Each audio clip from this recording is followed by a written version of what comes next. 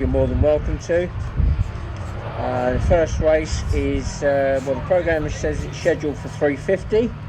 I don't see why that shouldn't still take place.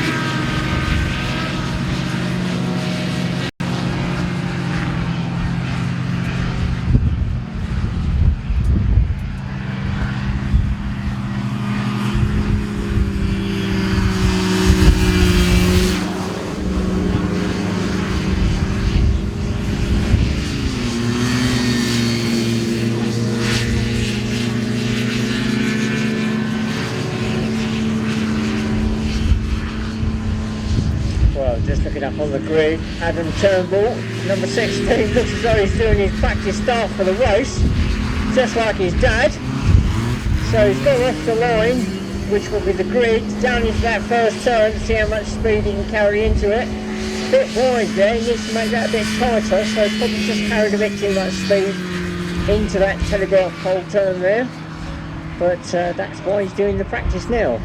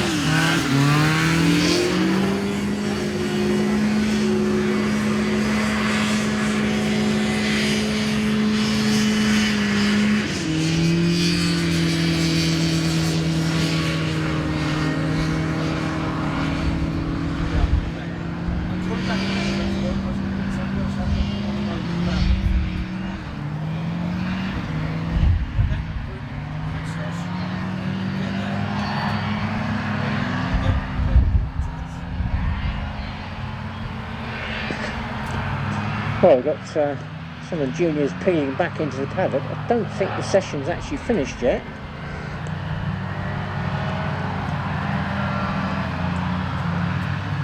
No, Adam Turnbull still at full tilt coming down the hill, number 16 there.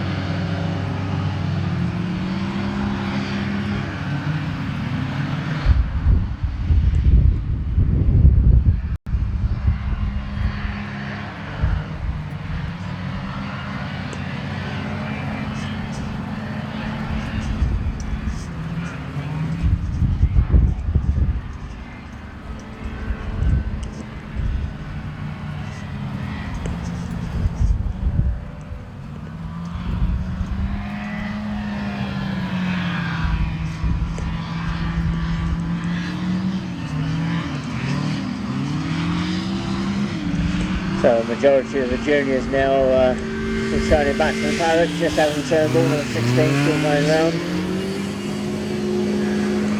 We'll be coming up to the break fairly soon.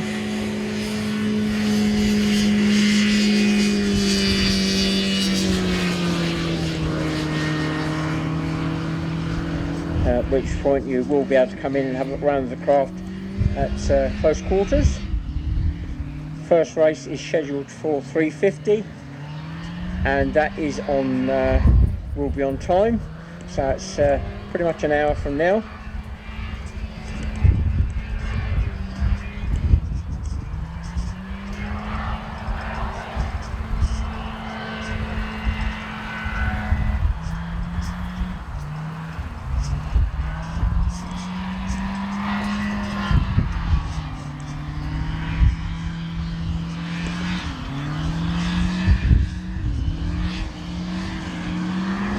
Well, there we go, checkered flag now up for the one remaining craft on the track. He'll now be on his slow down lap. I'm sure all the marshals are going to be very happy to come in out of the rain and warm up before we get into the racing proper at 3:50.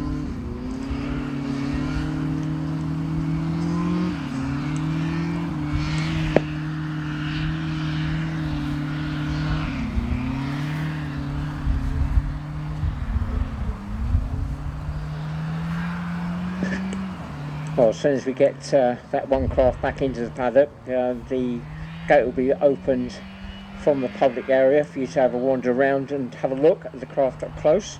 If you are going in, can I ask you to please refrain from smoking whilst you're in there. It's strictly a no smoking zone. If you've got any small children with you, please make sure they don't clamber on the craft or touch those hot exhausts.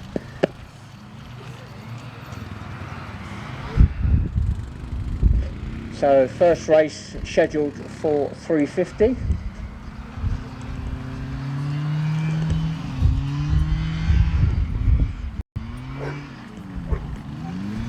So members of the public will be coming in fairly shortly, and so we're going into the break now. Racing will start as per programme. So 3:50 first race for all drivers, 3:50 for the first race, as per programme.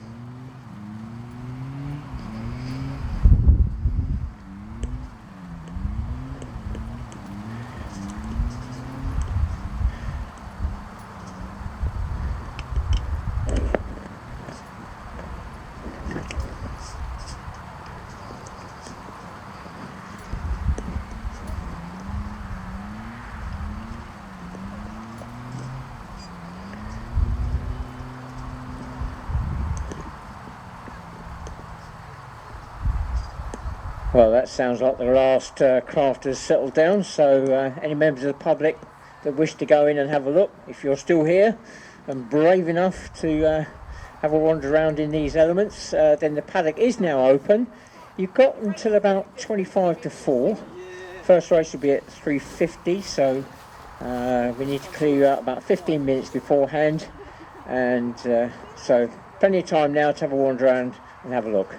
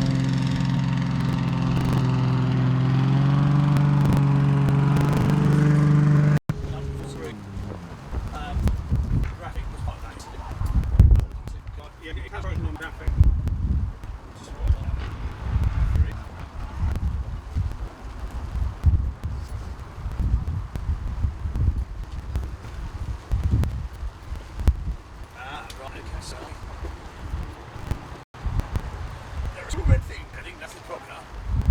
Interesting to my idea. No, it's the way.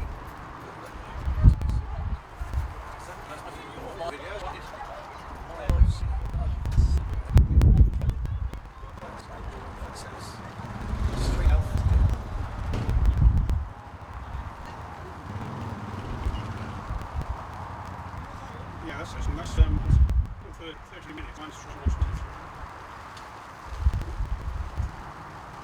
Beacon can 10 minutes. Well, that's about right. Already? Yeah.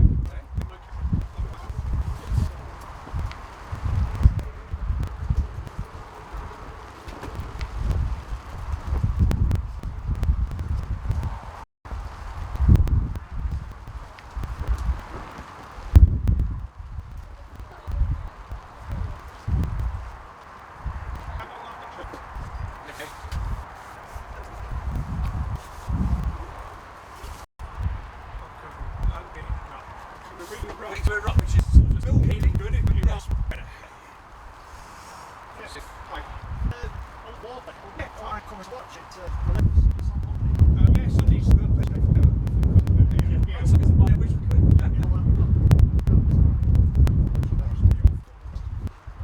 We're starting in.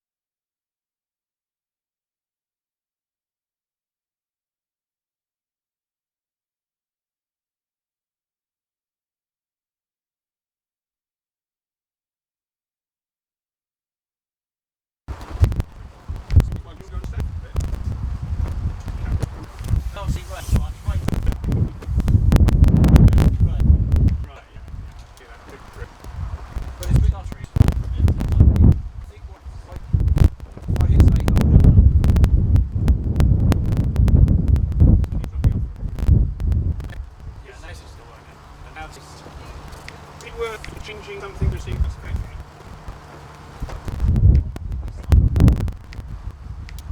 So I'm just keeping something good that to work. Something.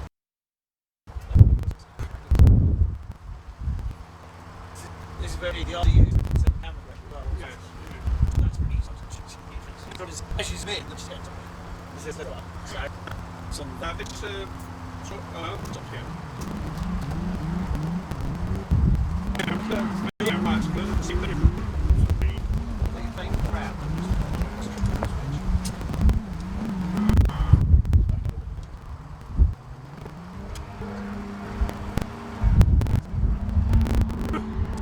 It's like it's brilliant, right?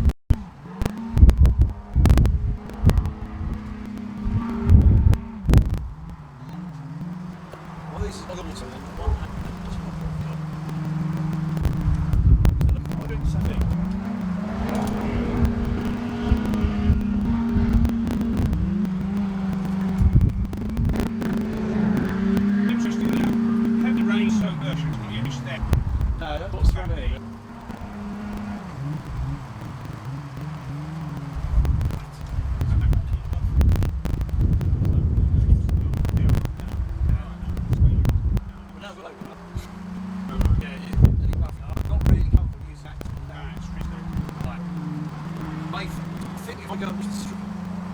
It really depends. But their decisions to be complete out sync with I've got then going up and actually what is that?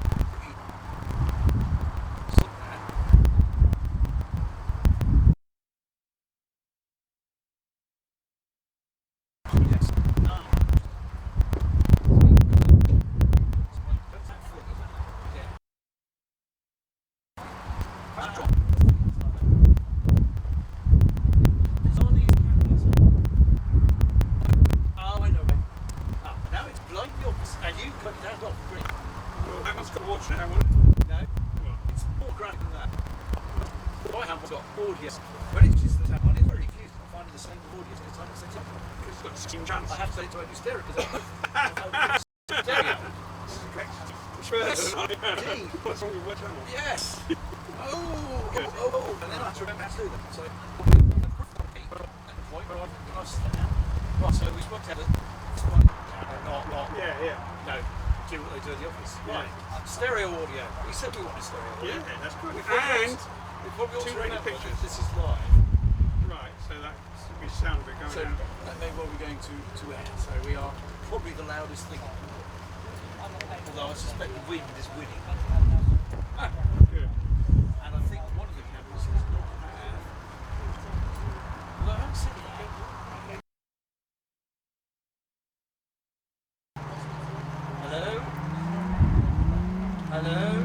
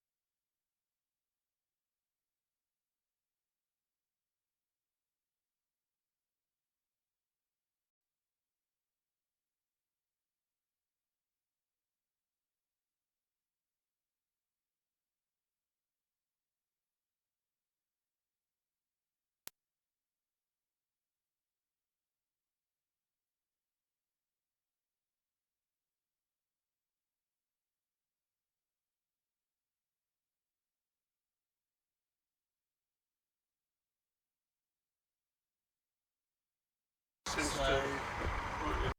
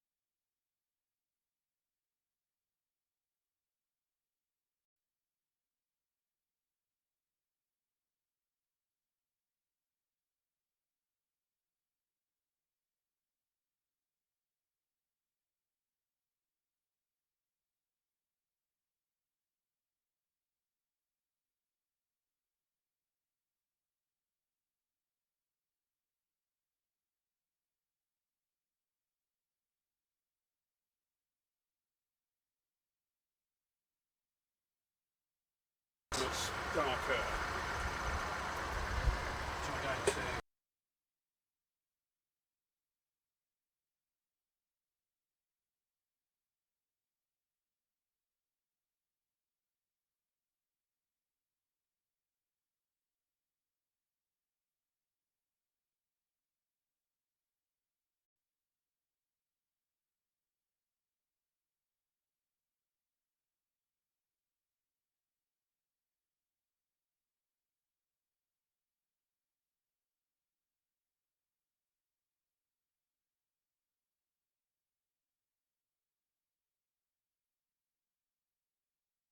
Will be Which should be so. the novices. Yeah, it is good. Yeah. I've realised So any it's members of the public made it into the paddock area, So it's you've got a couple of minutes now to make your way back to the public viewing area so that we can get the craft out at 22. That's 10 minutes before the race. Yeah. I've been told there is. It's not necessarily the same as I know how to do it. Yeah. Well, for those guys on the internet, it's ridiculous. Oh, is he working? Yes. With something's going on. Well, okay, I'll say it.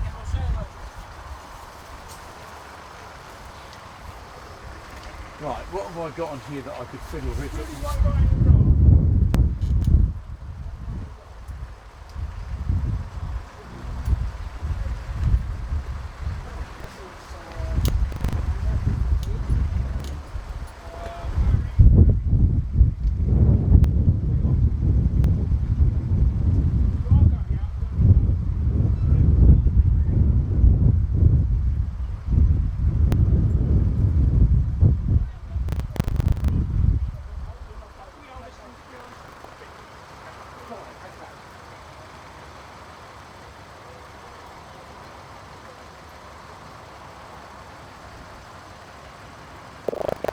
Well, I gather that our technical team have now finally got their system up and running, and for those of you on the internet that are now hooked into the system, welcome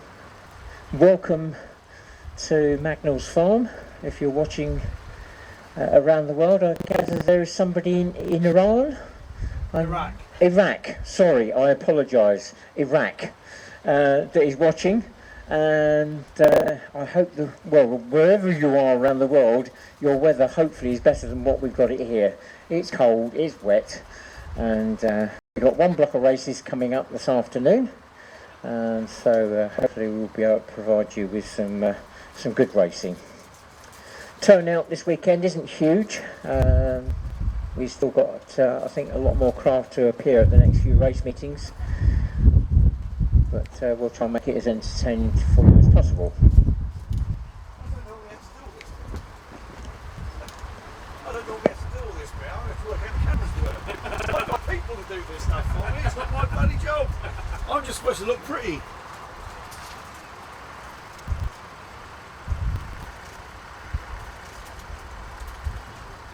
Can you find out like who's watching? Yes. Really?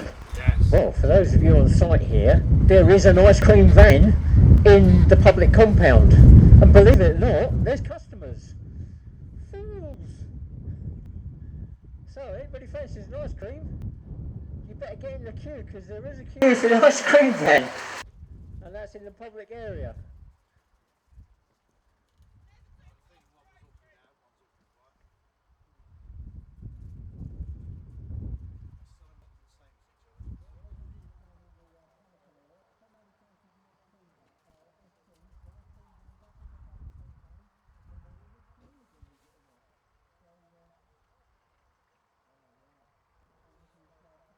Hello? Hello? Hello?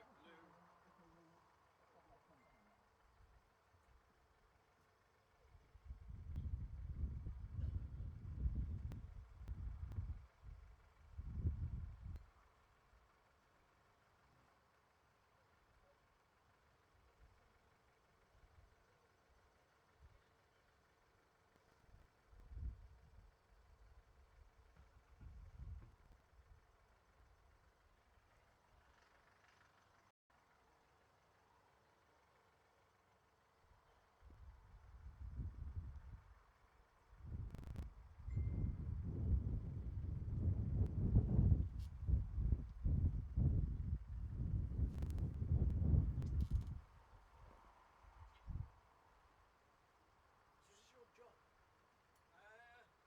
We write the software. So all this is stuff we do. So, but we're kind of pushing it a bit, and instead of doing much bigger things by the end of the year, so it's used for Glastonbury and stuff like that. But it's only doing one camera there. So, No, you got two. No. well, I can do 8.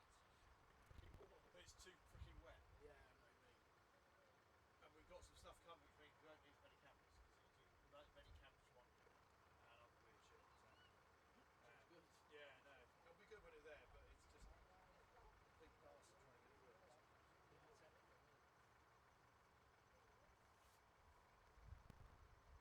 Yeah, technically, yeah.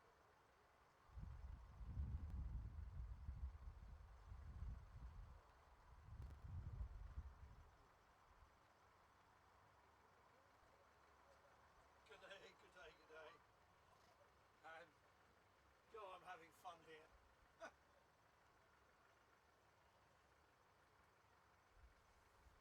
Yeah, it's pissing down. Well, it's not actually pissing down, but it's raining enough now to be properly visual. And fun with these and 3Gs and me being an idiot, not typing the right thing, and all the sort of stuff that could possibly go wrong, etc. So, yeah, I know. Well, I certainly I know. It's just trying to get the gazebo vaguely windproof was bad enough this morning. So, yes, well, yeah, got all the bits and bobs. So we've got your camera up and the other up. I'm just trying to get the two cameras to balance up roughly for level at the moment. For level, how can I get the camera to go brighter or darker? To be technical about it. So,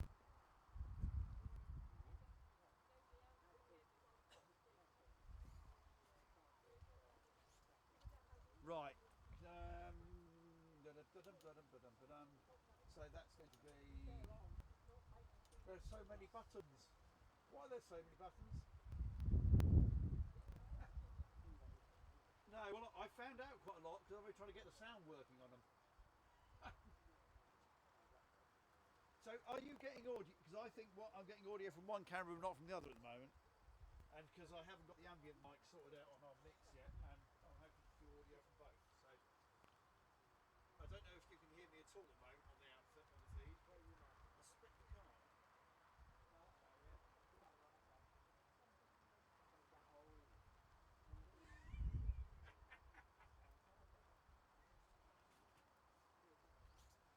No, I'd imagine that's not going to happen. So, yes. Well, indeed. Yeah, I'm trying not to do that, although there's temptations. Right, so I've got on both cameras. I've got the extra mic. It's hooked up on input 2.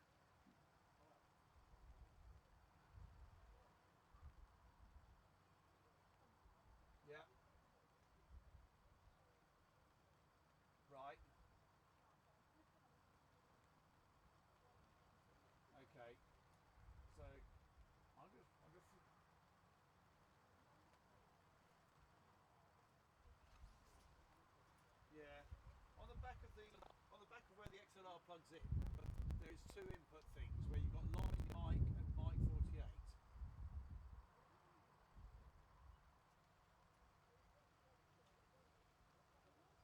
Right, okay. Does the rifle mic need phantom power? It would. I thought you'd say that. Right, okay. So just for the benefit of making that at least have a chance of working if I was using it, let's do that. Okay. I've got a couple of weird things in the software as well, as you could probably guess. So on the other side where you've got your audio levels, currently I've got int mic.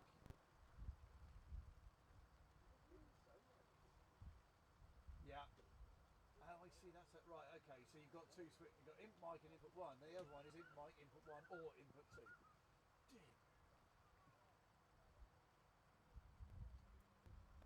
Right. Okay. So in theory, if I did that.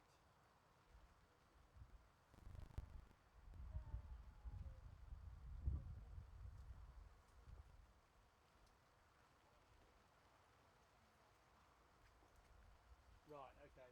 Yeah.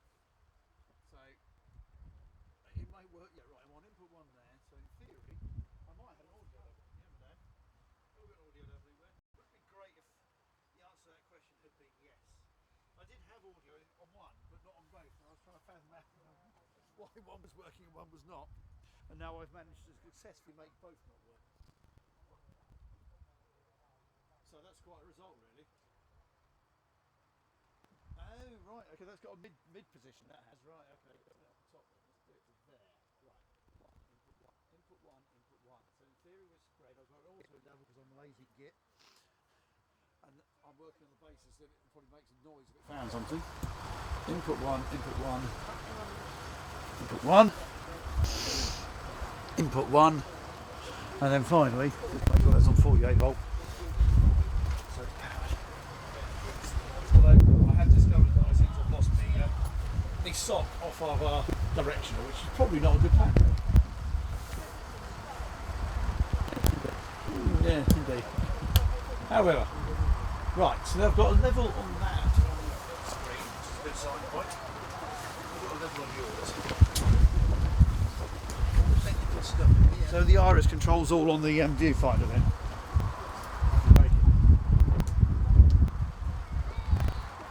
Okay.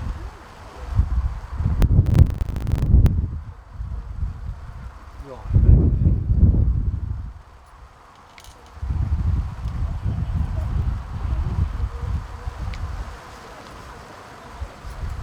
Well, oh, you heard that comment then. Well, I was just being honest. I have people do this sort of thing. Why would I be doing it? Select push function. There's buttons everywhere. Okay. Oh, that's how that works. Right. Okay. Exactly. No, that's not really changing anything either.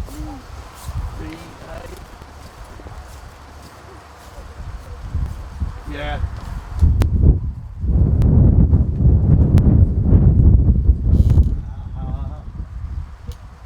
That made a difference. I don't know what it did, but it made a difference. Your NX on your NX can. They've got nearly the same buttons, so in theory it should be absolutely easy. However.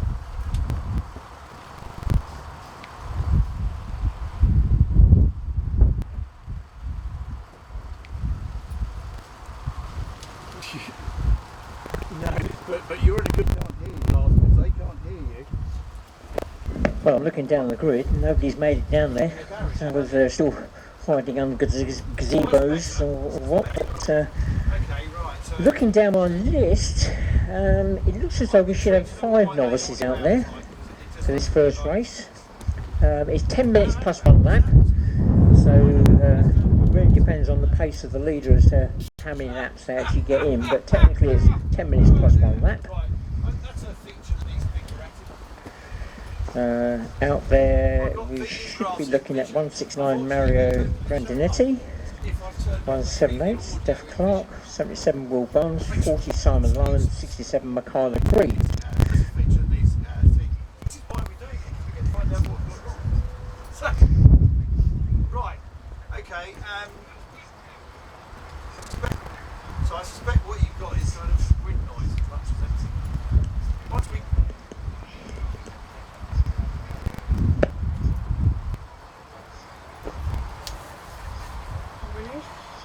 yeah, that's probably the wind noise. I suspect it. Isn't it? Oh right, okay. I'm just going to check your live links work. It's incredibly bad. Live, so what is that? Yeah, if I try and pull it back down to 4G, I think I missed my own output. So. Yeah, we haven't got we can try. We can They take said it once it's grown, I don't think it's just one of to be honest, Trying to work out my best feeds here. If I just crank my, let's see if it's set off both feeds. it's an Explorer. So is the logo at all readable? Works. Just out of interest. And of course, the other thing is, it might have worked last September when we last used it. So I just switched the But other they've shot. probably updated That's right. this browser by now. And it don't work anymore. Yeah. Yeah. Well, we've had some feedback on our Sorry? thing from one guy in Iraq, anyway. He's done it. Right, Milton okay. Keynes might be true. It's well, I think I might just, oh yeah, what I might do is just set a focus in this because at least the way you like quite Yeah, we've had a few installed there. That'd be the good one that had not had any range. I guess that's quite cracking again.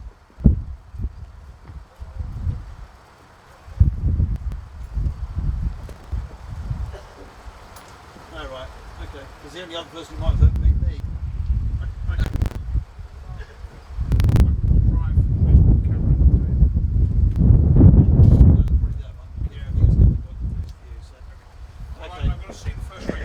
It appears that the 10-minute board is just going up, so we seem to be 10 minutes behind schedule at the moment. We're somewhere away. We'll have one. Yes, unfortunately, where we're set, I've got an unbelievable night rope hold on as well in between. So I'll let the moving camera take that, and I can always pull back to the shot. Cool. Right. Okay. Well, it'll be what it is in a minute. We'll improve. Okay.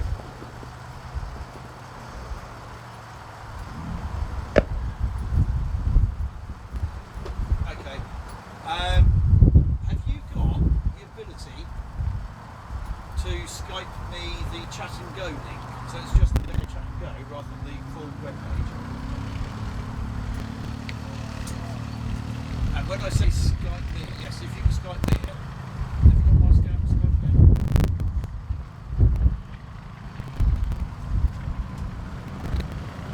Yeah, I was trying desperately not to go into the web page. And great, oh no, there we go. So, if I do that, yeah, okay, I've managed to break it out. Right, okay, great. I'll protect it that then. Okay, cool. Right, thanks Ross. So there we go, yeah, you should be able to reach me on that, so. Yeah, look at that, bye.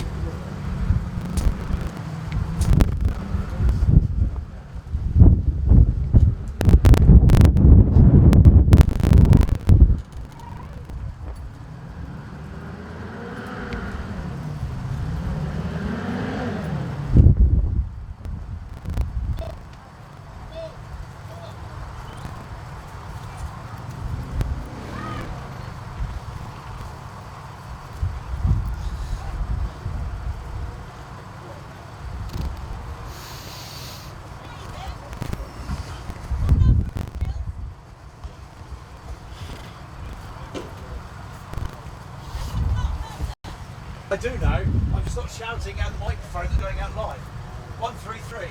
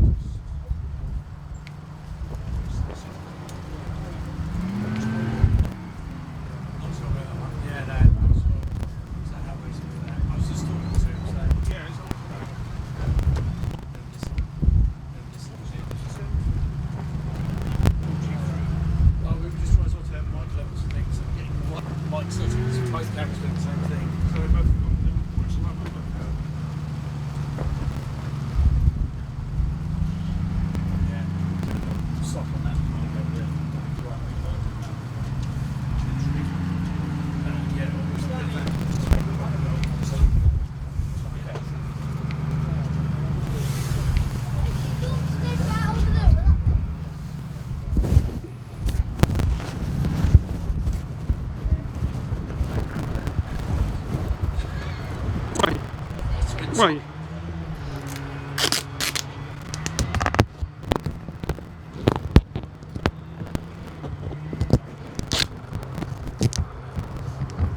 One's coming on. If that's off it a little bit, wind off it a little bit. That camera there, so that camera there is our moving one. So if that was not fixed on grid, you don't get tighten up the wind properly. So probably better to leave that. I was doing sort of decent Well, we've got the shots. craft coming onto the grid. It looks as though that might be 178 Stephanie Clark, I think, in pole position. Pole position, as we look at the grid, is on the left-hand side. There's a set of traffic lights, well, a set of lights that are there. They're not traffic lights, but they're a set of lights that go through a sequence to start the races. Second spot, I believe that is 169 Mario Grandinetti, and dropping into third spot there is number 40 Simon Larman.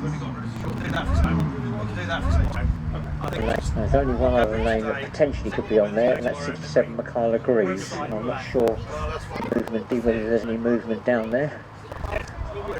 Yes, so we're extremely live on that. No, there's no frantic movement. That might be the two. I think that might be the 2-minute board. But I've just heard that 5. No, that must be 5 minutes. Must be board goes up on the 2-minute board goes up on the grid. So not there yet. What is that?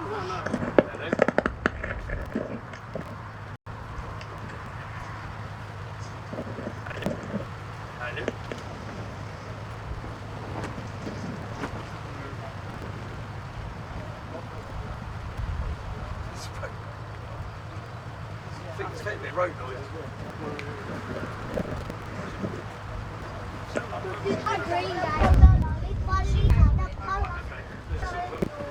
So I'm looking around at the public area. I've got one young lady and 2 young boys stood on the corner here, waving gentlemen further. Well, 2 gentlemen further back, but they just seem to be loitering. I don't know whether they're actually here to watch the racing. So who are you going to be cheering on? You! Me? Well, you could have done about 40 years ago when I was racing. You just said green. Green. Oh, you! Me.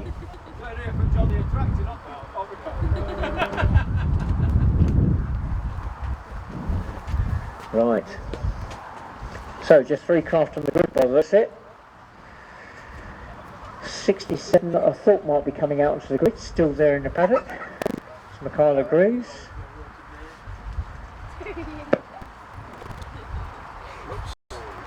I think I should look at this shot, not that shot, as that's the one that's actually going.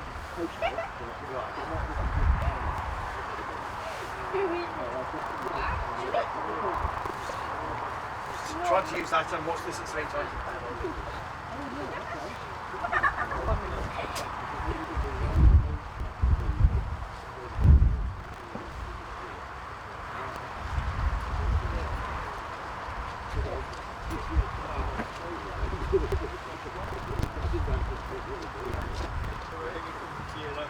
Can't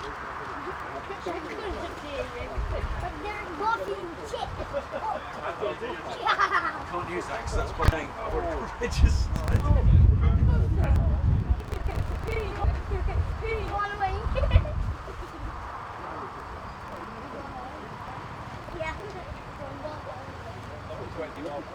No, I'm different. He's running water. He's running water with him.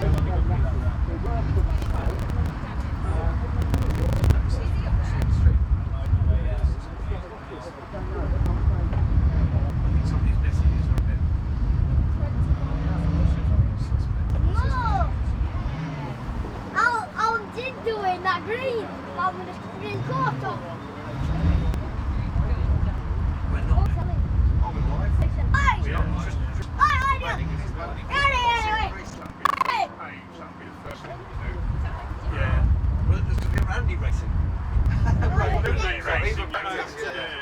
He should be seeing something on our website. On our website, but if he's got toaster coming up, then he needs to refresh his page. Right, 2 minutes away from the start now. 2 minutes?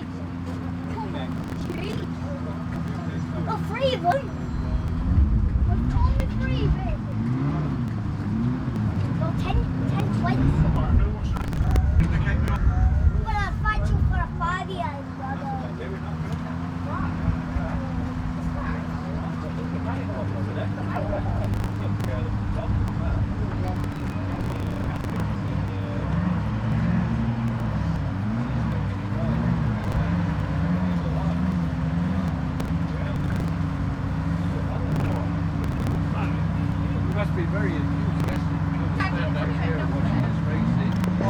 Well, it looks like the Pulse has got problems starting up their engine. And we're now on the 1 minute board. And the race won't be held for them.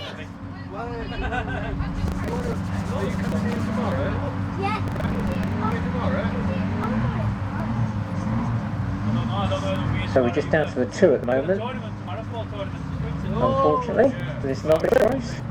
So don't forget, it's 10 minutes plus 1 lap, so it's a different format to the rest of the formulas. All the rest of the formulas will be doing 8 laps. And they start on a sequence of lights.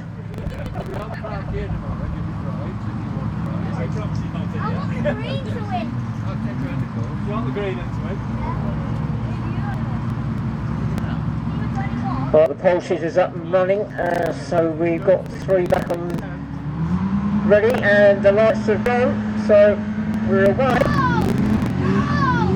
And it's Simon Rahman, number 40, into the photograph pole turn first, followed by 169, Mario Grandinetti, and then 178, Stephanie.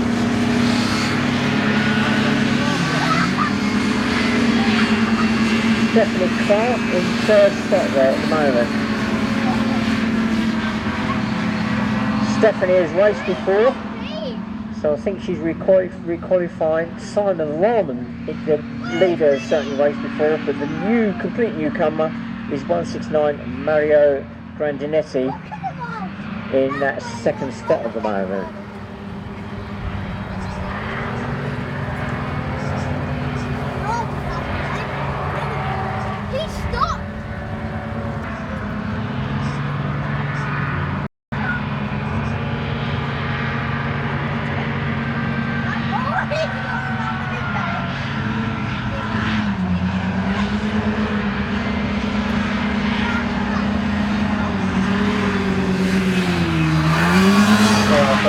Simon Rahman, number 40,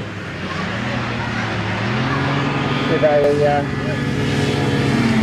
bit of a lead. He's opening up there, 169 still in second, and not far behind 178 Steph Clark. So, in fact, Stephanie Clark around the photograph pole turn, getting a much later turn, as she's closed that gap down on 169 Mario Grandinetti in second spot. Meanwhile, the leader's extended his, he's extended that lead now across the top of the crest there, top of the hill. Already on his way down, the others just getting to the top there.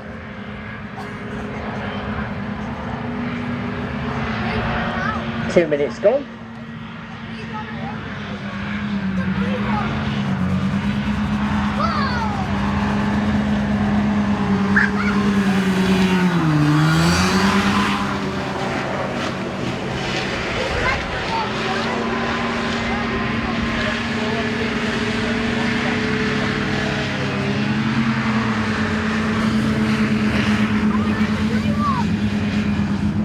Well, the battle is still for second. Let's see if Mario can get that turn nice and tidy around that telegraph pole turn. If he can, then he'll stay ahead of 178 Steph Clark. Steph is going to sneak through, I think. Yeah, she's going to carry his speed through. So Mario, that wide turn, dropped off the speed. That's allowed Steph Clark, number 178, through into second spot.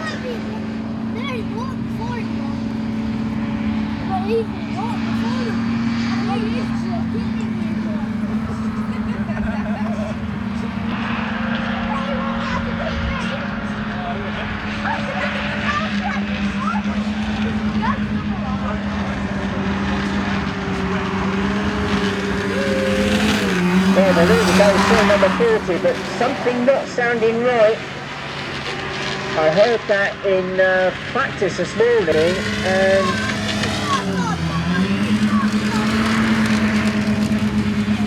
something definitely not sounding right there. So fingers crossed for Simon Ryan, the leader, that he finishes the race. 178, 7 Steph Clark, still in second, and she's opened up a little bit of a gap now to Mario Grandinetti in 169 in third spot. We're just coming up to 4 minutes now. Oh, and there we go, half a lap later, and the leader has got a problem. Running across the crest there, the power looks as though it's dropping off. He's made it round and he's coming down, but the speed definitely scrubbed off there as he went across the crest of the hill. Now he's looking back. I'm losing probably.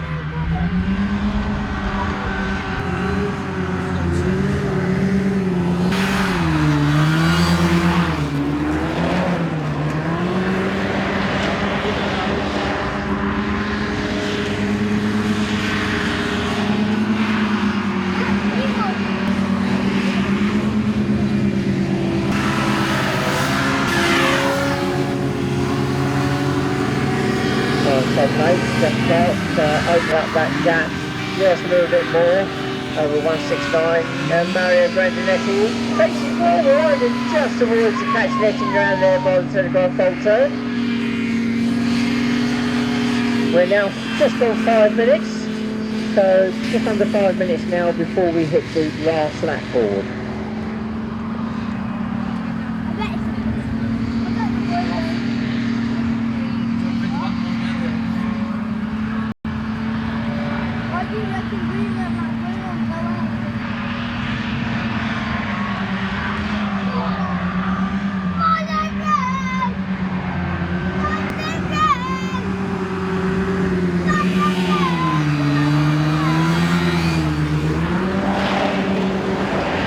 The race director's having a good look at number 40, the leader, to see if there's a problem there that he needs to actually call him in. Looks as though that's being prepared. I can't quite see what the issue is, but there's quite clearly something there.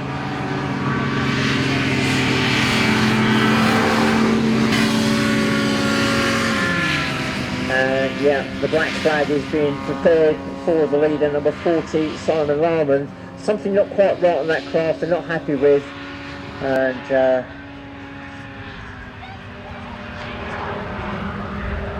well, he may lose out on winning the race, but he might thank him in the end, because whatever that noise is we can hear, hopefully it will, the craft will stop before it develops into something a bit more major.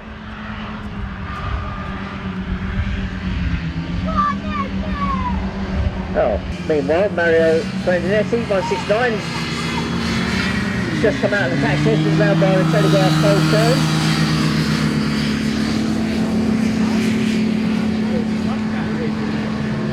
And number 40, Simon Lamb, pulls off to one side, round by the telegraph pole turn. I don't think he's surprised.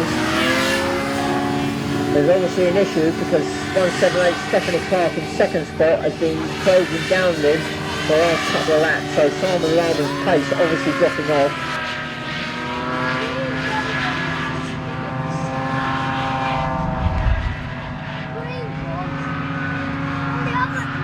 The next group already started to form up on the grid, and that is Formula 50.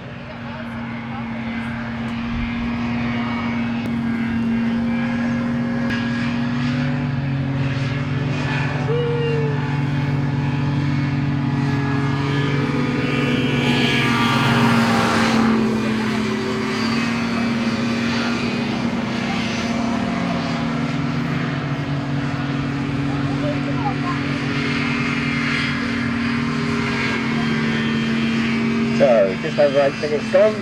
178 Stephanie Clark, the clear leader now. Probably about 3/4 of a lap up on second place, 169 Mario Grandinetti. Simon now by default will come third.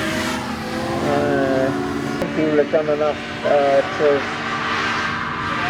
qualify some points.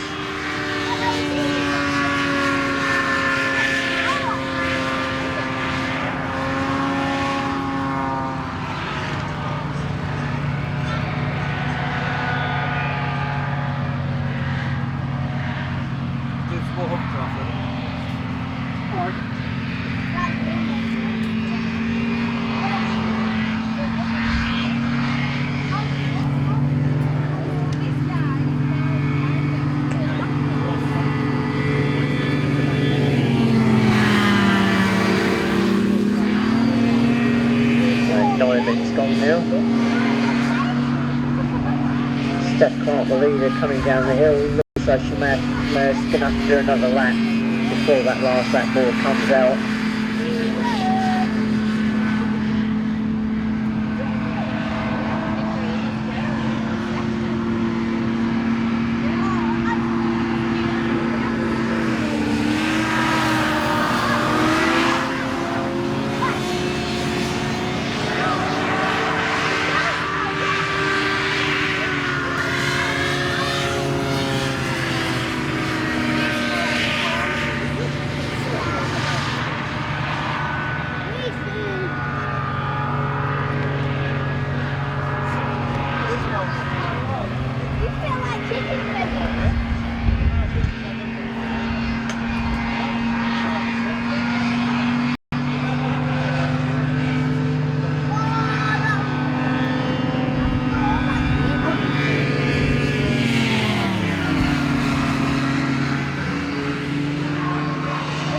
There we go, last lap board is coming out, and oh, Mario Grandinetti 169 into the catch netting again,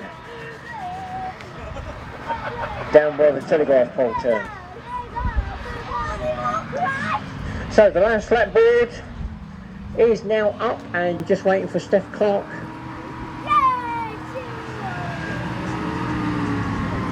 178 to come through, so one lap to go now.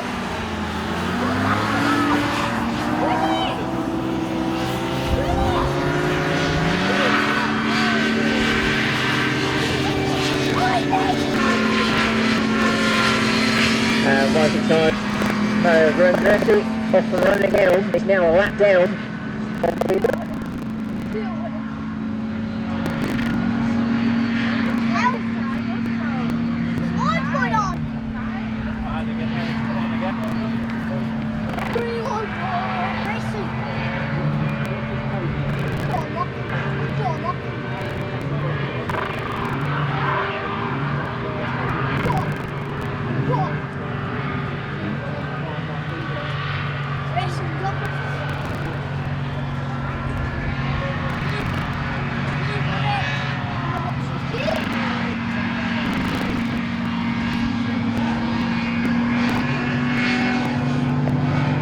So there we go, first race of the season, and the winner overall goes to 178 Stephanie Clark and Mario Grandinetti 169 in second spot. And first spot will go to 40 time alignment, and Mario, he's got a thing for that catch wrestling down on the telegraph pole turn. He's in there again. That's like a magnet. Right, I'm going to shoot down to the grid to have a look at who's on the front row there. There's in the start of the season, there's brand new craft. I need to see who's down there and what numbers there are. And I'm going to shoot down there very quickly and get an update. It's not, well, it's some F50s. I'm just debating whether it's not all that heavy at the moment. If I hold back and forward, probably does. That's camera then, doesn't it? I just want to hold this forward while it's not raining that heavily. That shot there, I think it's on the place. That's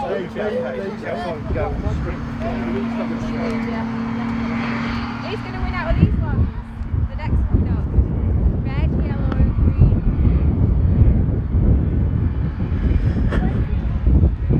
So in pole position we got 74, that looks like Magnolls. 95 is Darren Clark in second spot. And in third spot, Sarah Gill. Yes! I've got oldest Steve, he's still here. Sarah Gill in 106. And then we've got 63, and that is going to be Doug Lindburn. And then alongside his son, 62, James Lindburn. So just 5 craft on the grid at the moment.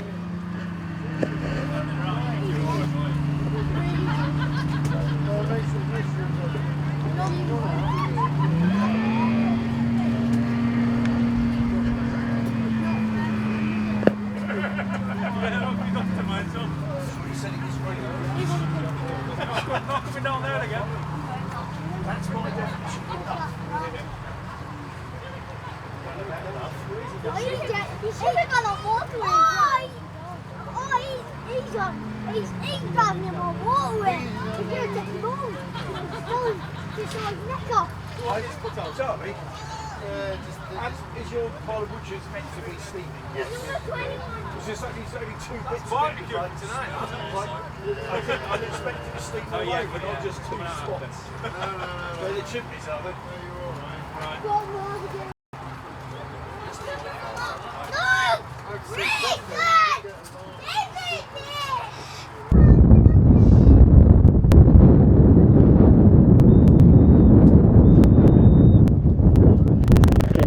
One craft in practice this morning, that's really in Star, so we're down to 5 craft. We're very short, the usual number of Formula 50 craft. We've normally got something like 12 or 15. We're just down to 5. So just that front row.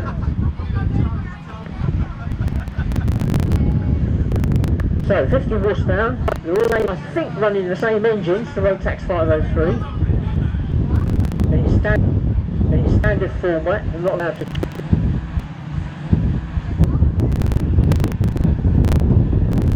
They're also allowed to use the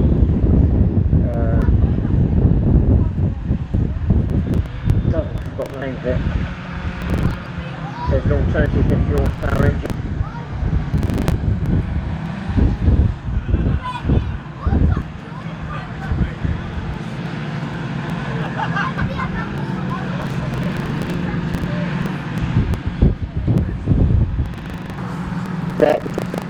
Right, we're just less than 1 minute away from the start now.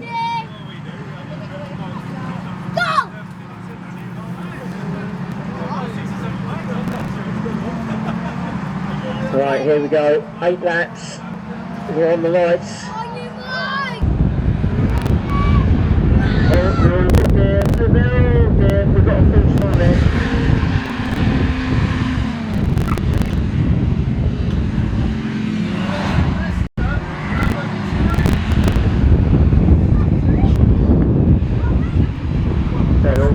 Very twitchy on the top of there, so a few of them trying to dump the lights. And the engine that I was looking for the name of earlier just now is the Hearth.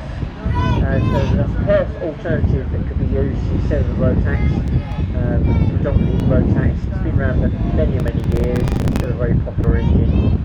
50 horsepower air cooled.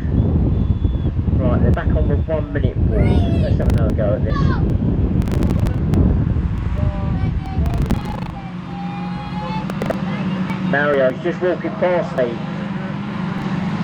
Get that magnet taken off that craft. Here we go. And we're right. That's number 95 down Clark into the turn first, followed by James Lindbergh, who takes sneaks on the inside and takes the lead at the moment. Followed by 106 Sarah Gill, 74 Lee Willard, 63 Doug Lindbergh. All very tight as they come out of the water, and it is James Lindbergh that goes up the hill first, followed by 106 Sarah Gill, then I think it's Lee Willard 74, then Darren Clark 95, then 63 Doug Lindbergh. Well, James Lindbergh pulling out a bit of a lead there as they run across the crest of the hill and they run down. And it is now Lee Willard 74 that's in second, 106 Sarah Gill in third, 95 Darren Clark in fourth, and 63 Doug Lindbergh in fifth.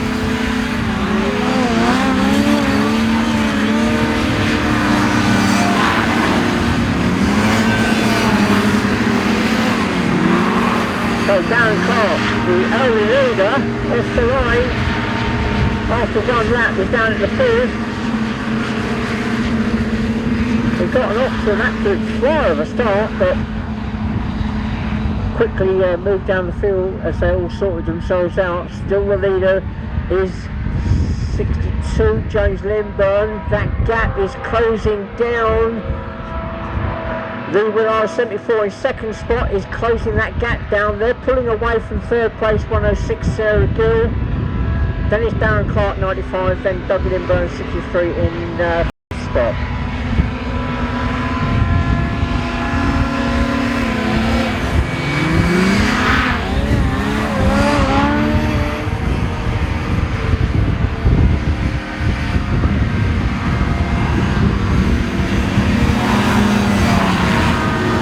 Two laps, it's still James Lindbergh 62 is now back on. Lee Willard 74 is closing that gap down. Third spot is still 106 Sarah Gill. She's opened a bit of a gap now to fourth place 95 Darren Clark, but Darren has got Doug Lindbergh 63 very close behind there. So that battle for the fifth spot still on.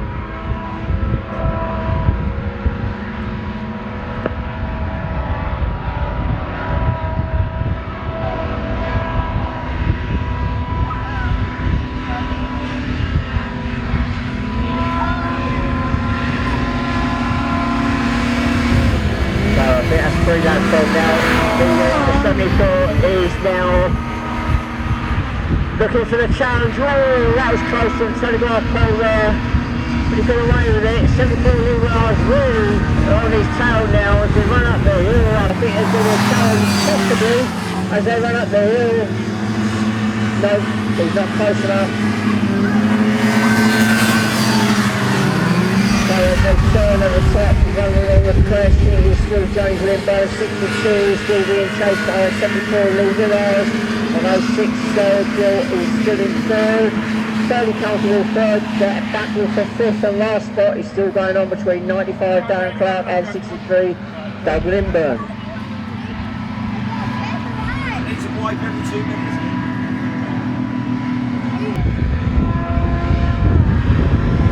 So I think we're now at the big point in the race. 4 laps gone. James Lindbergh is 4 laps gone.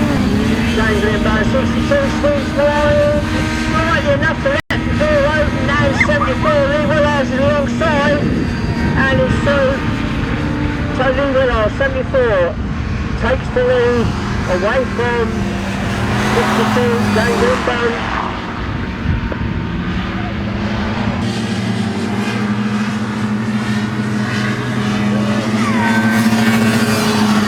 James Lindbergh, the leader there, just leaving enough of a gap round that telegraph pole turn for Lee Willard just to sneak through and take that lead away.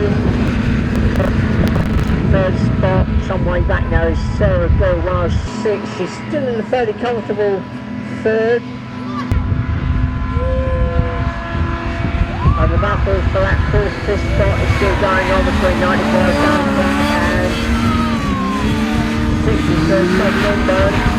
They run across the crest of the top of the hill there.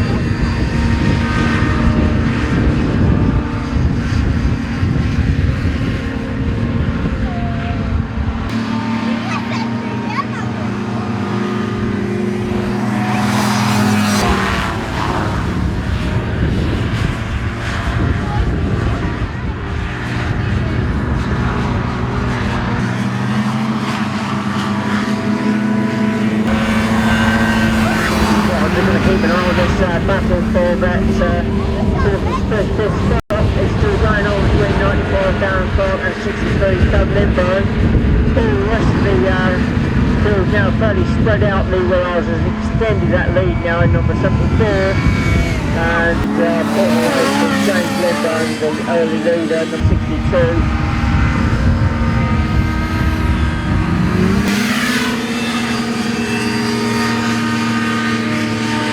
So I think that's 6 laps gone now.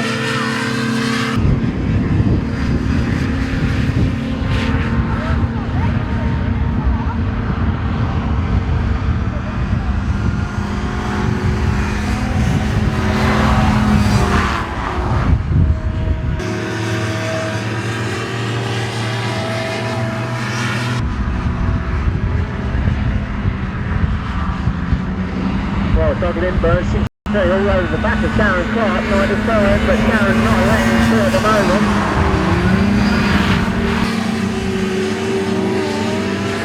There we go, last lap bid is now up. So, leader 74, goes through the leader. 1 lap to go.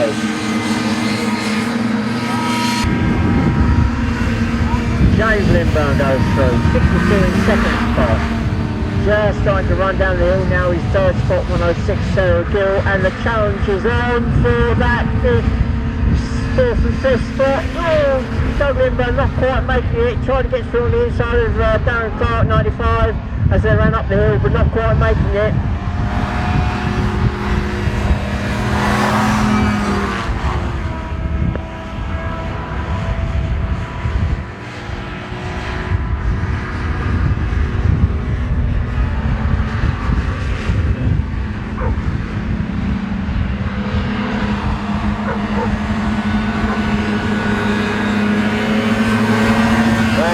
Flag is on,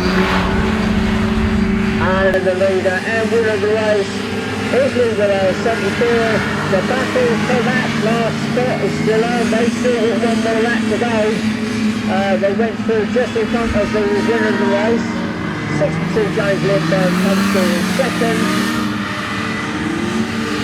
Third spot 106 Sarah Gill still running down the hill in third. She's in comfortable third. That battle for that last spot. Oh, looks like Darren Clark coming through in fourth, then James Lindbergh in fifth. Sorry, Doug Lindbergh in fifth.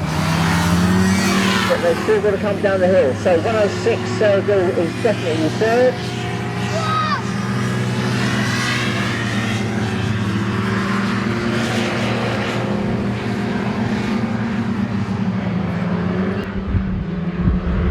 Right, round the turn, cross the line, Darren Clark holds on to that 4th spot. Well, there's a great battle there for that last position between Darren Clark 95 and Doug Lindbergh 63. Right, we've now got the next groups, that's two, Formula 3 and Formula 35. They're going to be going off in the same race. So Formula 3 up to 250cc, 2-stroke 500cc 4-stroke. I think I'm right in saying they're all running 2 strokes. Then we've got Formula 35s gridding up at the back. They're running industrial 4-stroke engines up to a maximum of 35 horsepower. They generally run 2 engines, although they can be put through 1 engine. So they have to split that 35 horsepower over 2 engines. So I'm going to quickly run down to the grid and see who's there.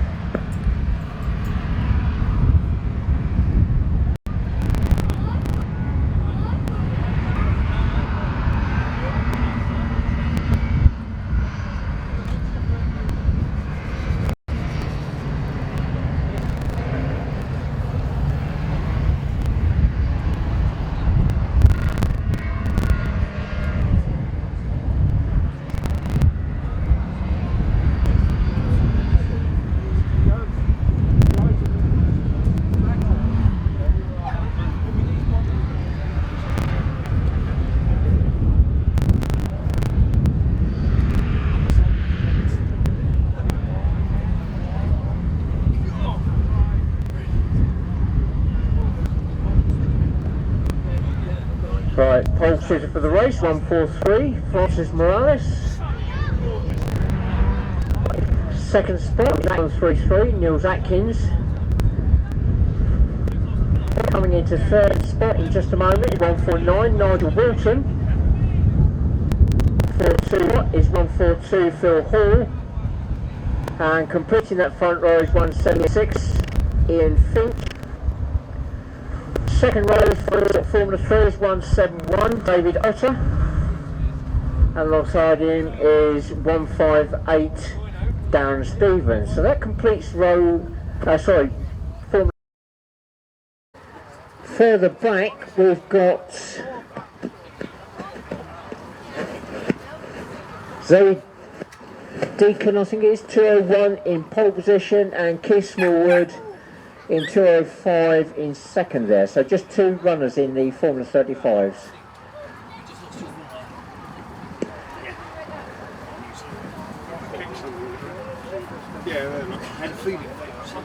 So I think what will happen here, I'm not quite sure whether they'll go off on the same set of lights, but the Formula 3s will definitely go off first, and then possibly a small delay than the Formula 35s, where they may all go off together. And that's a 2-minute ball, so I'm coming back now. 2 minutes away from the start.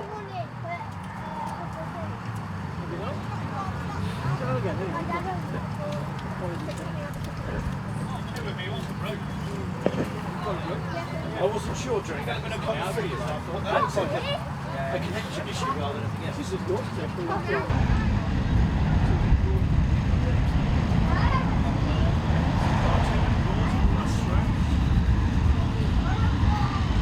Right. Looking for the 1 minute board, that should be coming up very shortly.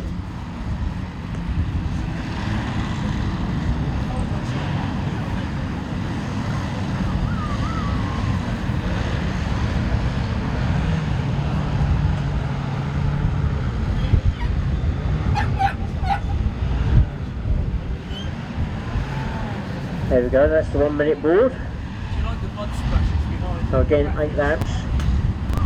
Yeah, I know they've been working up,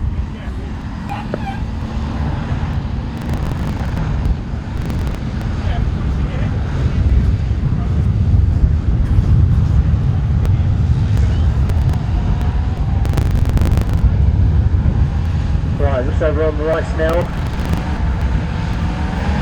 Here we go, and the Formula 3 got first, small delay against the 35s. So down to the third first, it's going to be 143 Francis Morales, followed by Nigel Walton 149, then Phil Hall 142, then Niels Atkins in 133, 176, Ian Fink alongside him, who's up as Niels Atkins and Darren Stevens 158, then 171 David Otter. The F30,000 now here. And that is Zoe Deacon, possibly going to make it to the turn first. No, it's 205 Keith Smallwood that goes round the telegraph pole turn first, and then 201 Zoe Deacon tucks in behind in second spot. Back to the Formula 3, Zoe running across the top of the hill there, and it is Francis Morales in first spot.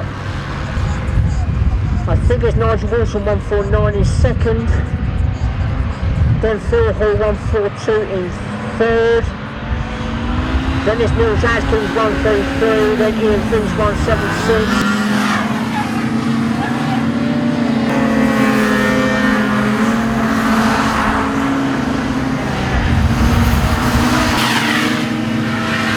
So 1 lap there.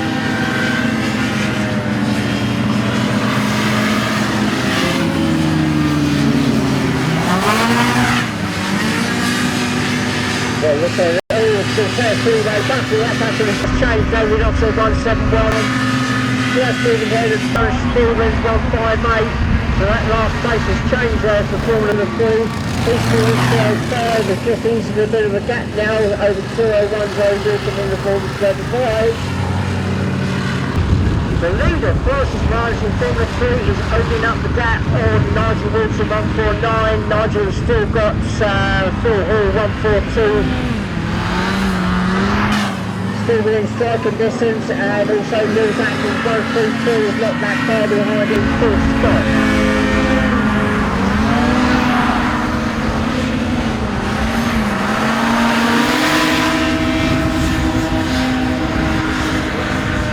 pull away from the telegraph pole, so Nigel Walton gets it away, quicker ball into it, over Phil Hall 142.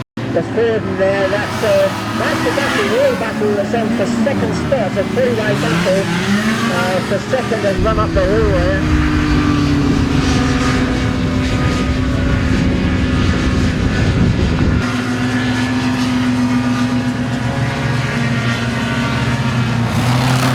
And the F35, 12.5, keeps forward, pulling away now from Zoe Gilkin 201. She was just about to be lapped by 143 Francis Morales, who is the leader of the F3 class. And three laps gone now. Here's the battle for second, 149 Nigel Walton. Still holding off Phil Hall, 142, they go into the Telegraph Hotel. And Mark Hardy is 133, Mills Atkins.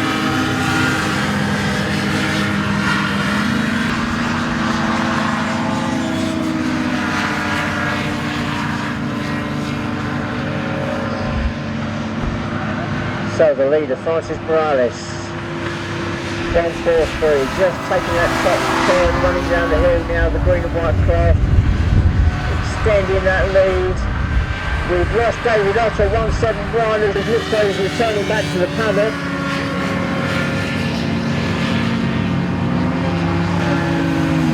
158, Darren Stevens is the last in the Formula 2 group, is being lapped now by the leader, 143 Francis Morales.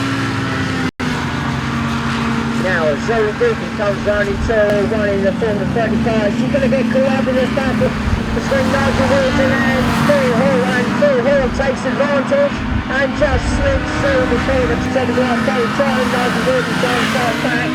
But it is Phil Hall, 142, is now up the second spot. Nigel Walton, 149, drops the third. So that's where the slower F35, I think, came into play, although Phil Hall did look as though he was just waiting for the right moment to get through. Let's see if Nigel Walton can fight back. In 1-4, Francis Morales has dropped, just tripping out of sight on the far side of the crash area, just reappeared, but he's definitely got a problem. So Francis Morales, at the moment, is out of the race, so we've got a new leader, that is 142 Phil Hall. He comes through with 5 laps gone.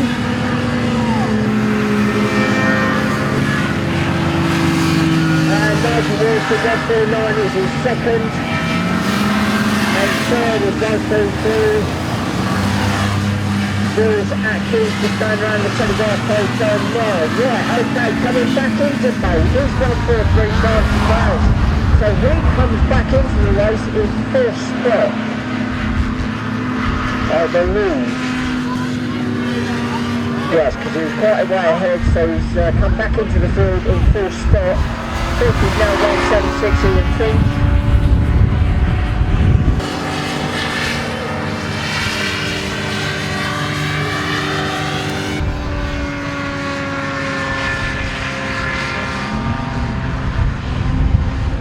So the leader of Formula 3, 142 Phil Hall, is now about to look at passing, pulls forward the leader of the Formula 35s.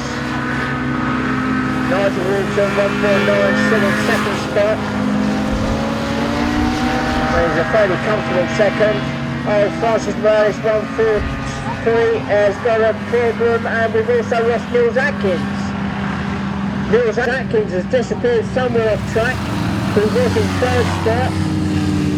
We've now lost Francis Morales, who is in 4th spot. Mills Atkins is right on the crash there, just on the top of the cluster. So coming through in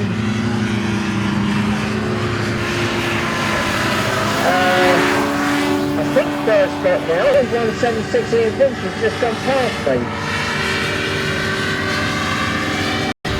The last lap board is now up, and the leader goes through Phil Hall, 140.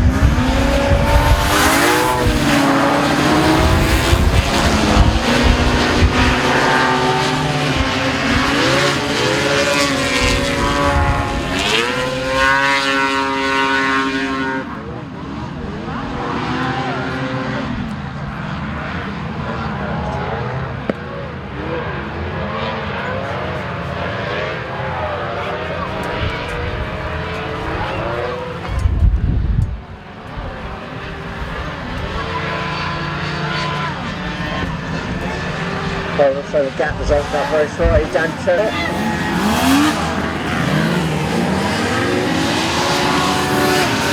Dan Turner, number 1, definitely opened up that gap.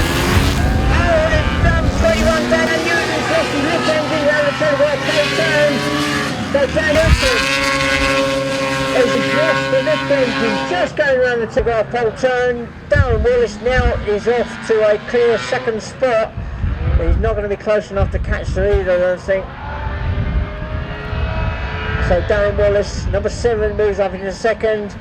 21, Daniel Newton's tugging away at that lift engine. It suddenly died as he went into the telegraph pole turn. The last lap board goes out. So 1 lap to go now.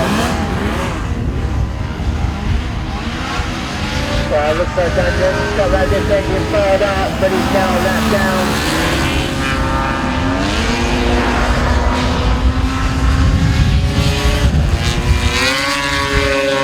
Great time there for Dan Newton, number 21. It was all going so well in that second spot, and suddenly the lift engine died.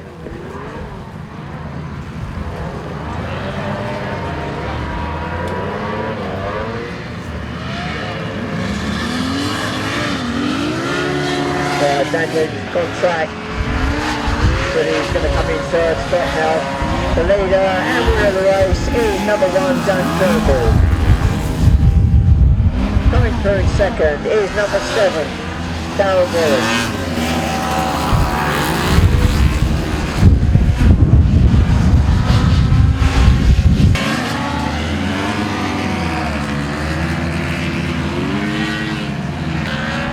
Right, coming up now is Formula 2. I'll talk about that in a moment. And finally coming through, just going to get a bit earlier than number 21, Dan Newton coming through third.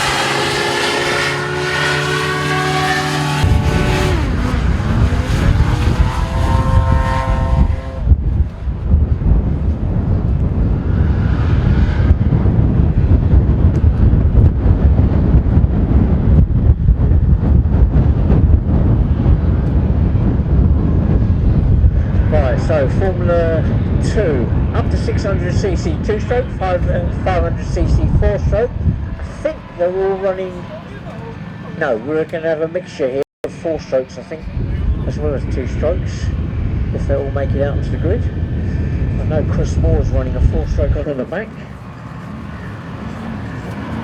in number 45. Well, I'm going to shoot down there and have a look at this grid.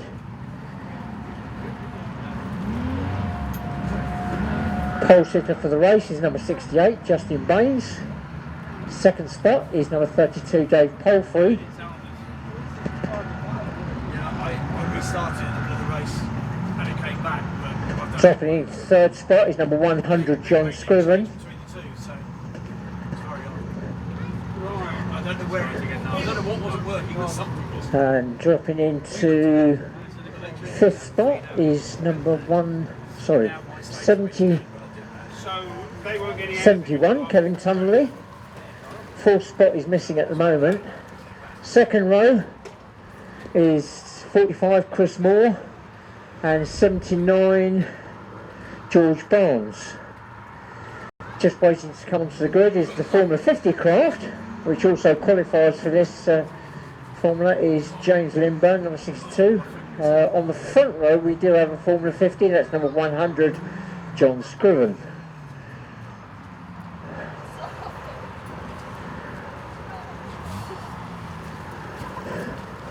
'74 is also coming out to the grid, and this time I think that's going to be Glenn Smith. That's another Formula 50 craft.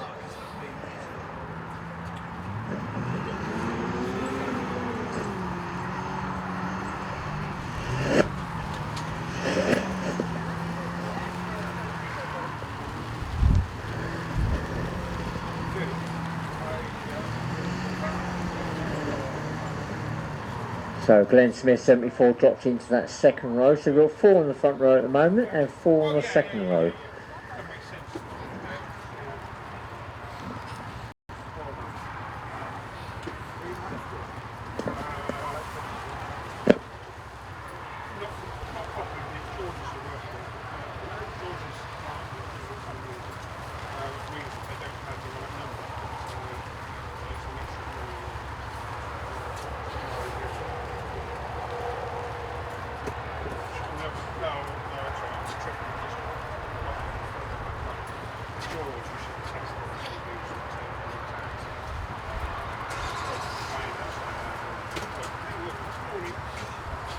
Well, I can't hear any more movement in the paddock from any Formula 2 class, so I think that grid may be complete.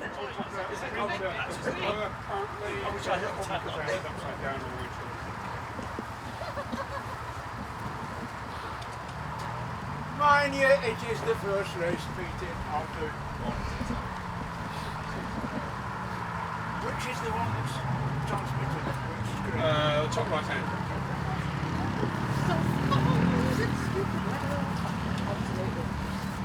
Are you broken down terminally for the weekend? Well, we should, I think, be coming up to the 2-minute board fairly shortly. Just like give me a hint. You'll see a complete mixture of combinations of here. In this particular group, you'll see some running with 2 engines, that's the lift and thrust, and some running with just a single engine. And that'll be providing power to just one fan that'll give them their lift and thrust.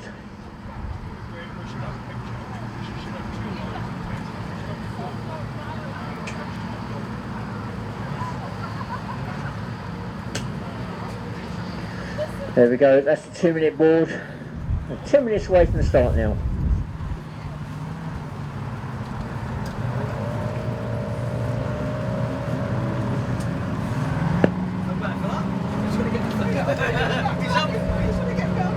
Is that what you call it?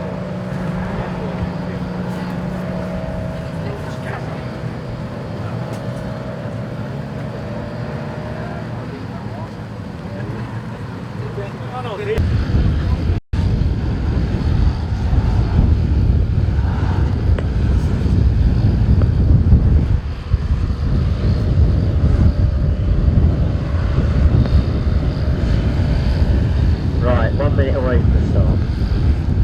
8 craft in this race.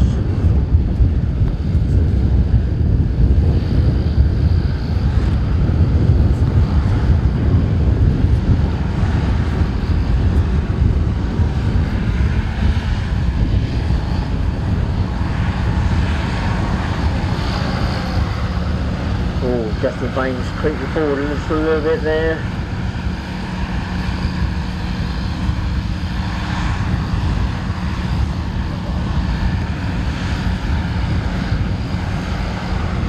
The pole sitter. Here we go, they were on the lights.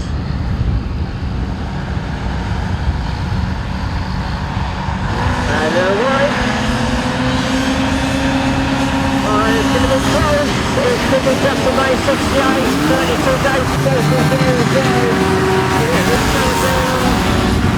Second then, if it runs the rear side, no, it's got a 32 days total that runs with one first. 32 days, 68, Jeffrey Baines in, 100 John Stevens, 71 Kevin Tunley, 62 James Lindburn, 71 I think that was, 45, 74. Right, coming back, David. So we find level ground.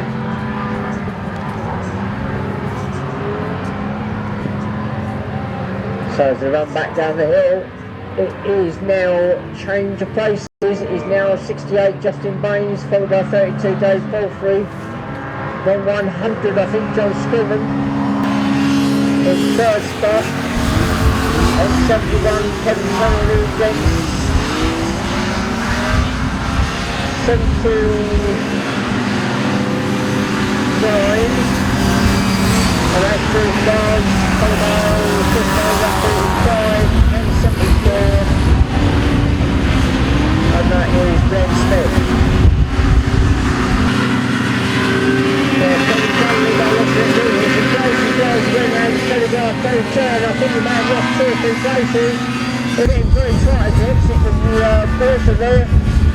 And that's a real battle, 4-way battle there. It's going on for third place. 68 Justin Baines coming down the hill, opening up the gap very slightly on second place. 32 Dave Palfrey losing a couple of seconds now. They pulled away from third place.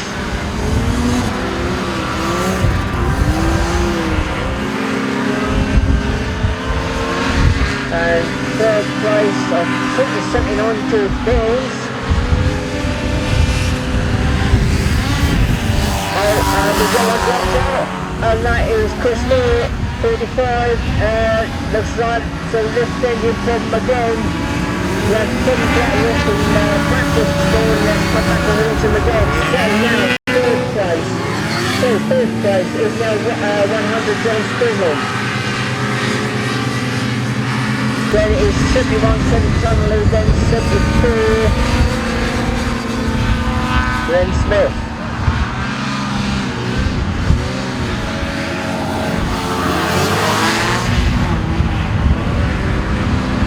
Chris Moore, 45 back on site.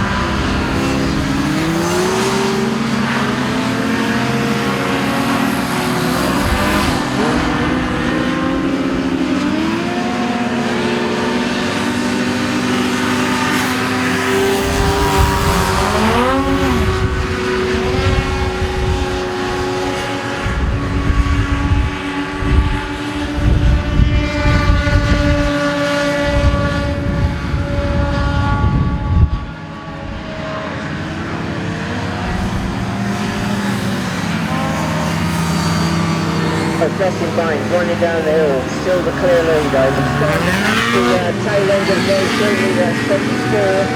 Glenn Smith is running around start, just caught very shortly by the leader.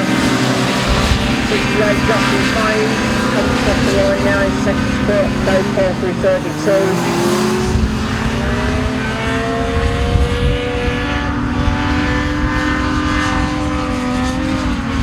And we've got one drop to the side again. I think that's Chris Moore. That lift engine, right at the garage, probably a fuel problem. So he's currently out of the race.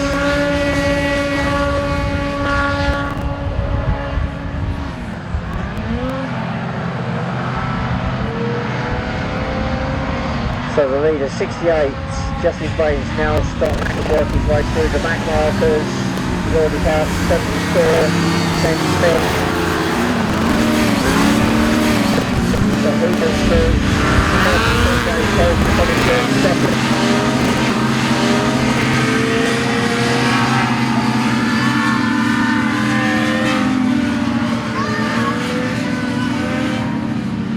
Oh, there's a red flag. There is a red flag and that looks like a crash halfway up the hill.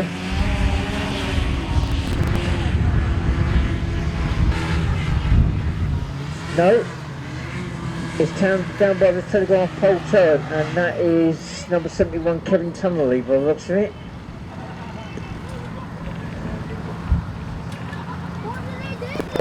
Well, I can see the driver out of the craft. And he seems to be stood there, but he seems to have wiped out all the catch netting. So Kevin Tunnelly, I think, was the reason for that red flag. Driver seems okay, but he's wiped out all the catch netting on that corner. So I think for safety reasons they've decided to stop the race. I need to find out now how many laps they've done and find out whether that result stands or whether it's a rerun.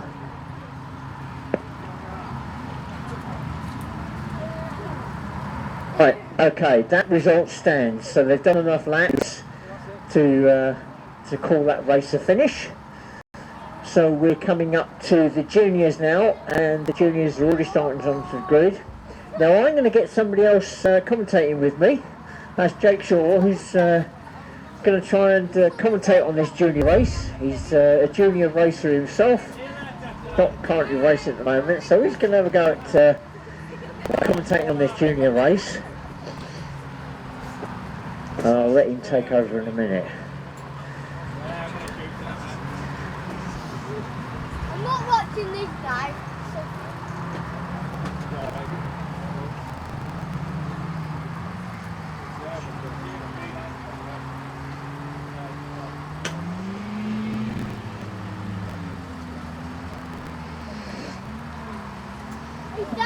He's damaged Charlie's head.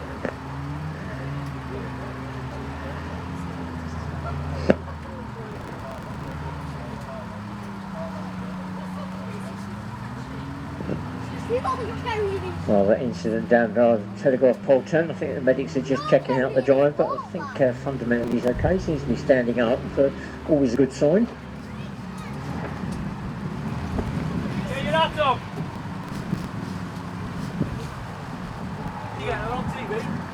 So there may be a small delay at the start whilst they repair that catch netting. You can watch YouTube on your TV, you can watch it at home. To be honest, it's a bit up and downy, so you're probably better off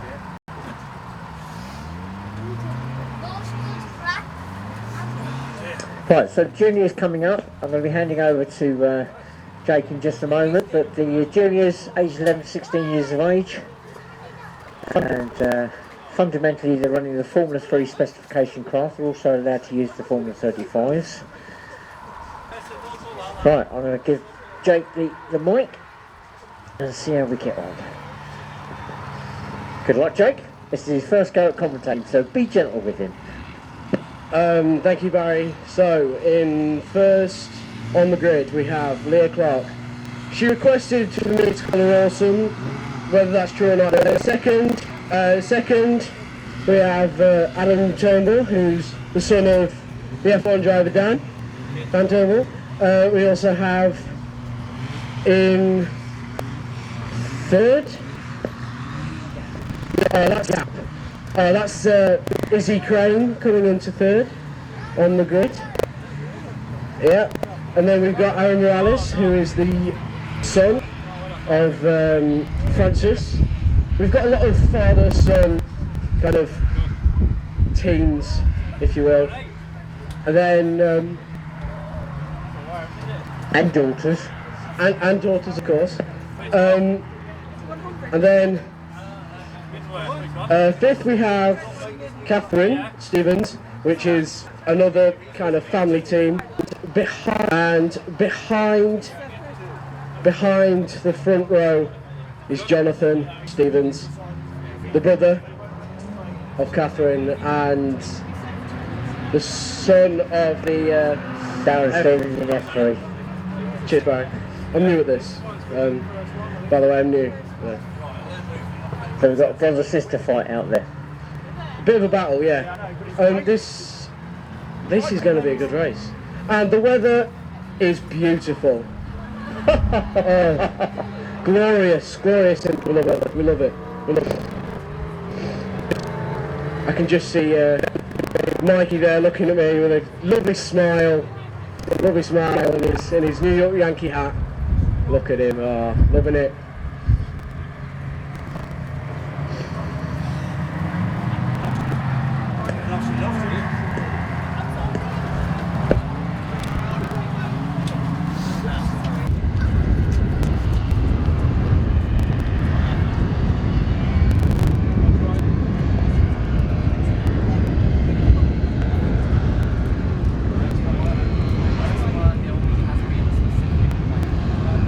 I'll just jump in here and say that after the juniors we've still got one more race, that's the open race, which is open to all the main formulas before we finish this day, and we can all rush back to our tents and motorhomes and wherever and try and warm up.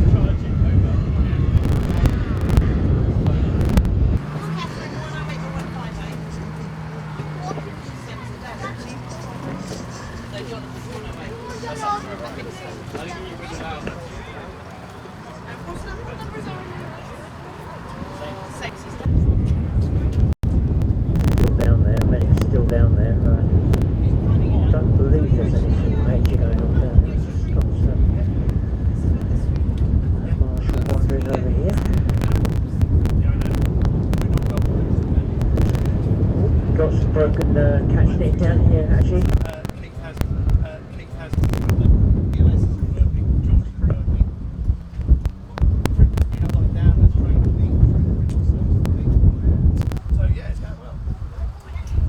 Okay, I've just been informed the driver's absolutely fine.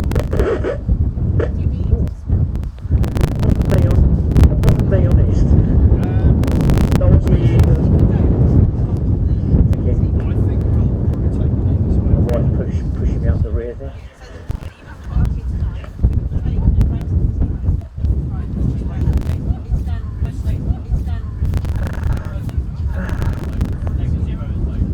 Lovely weather in here for dark.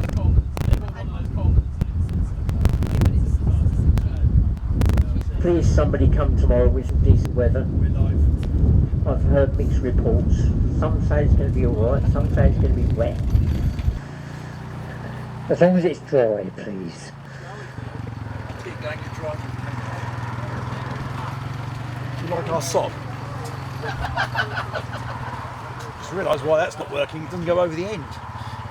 No, we can get having a ride on.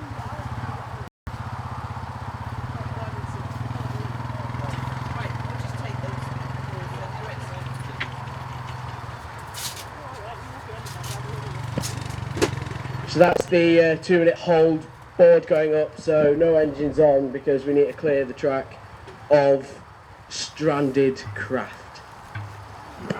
Dave, it's a cup of tea for you. Oh right, brilliant, cheers. And also, more importantly, repair the catch netting that Kevin Tunnell is very kindly wiped out for us.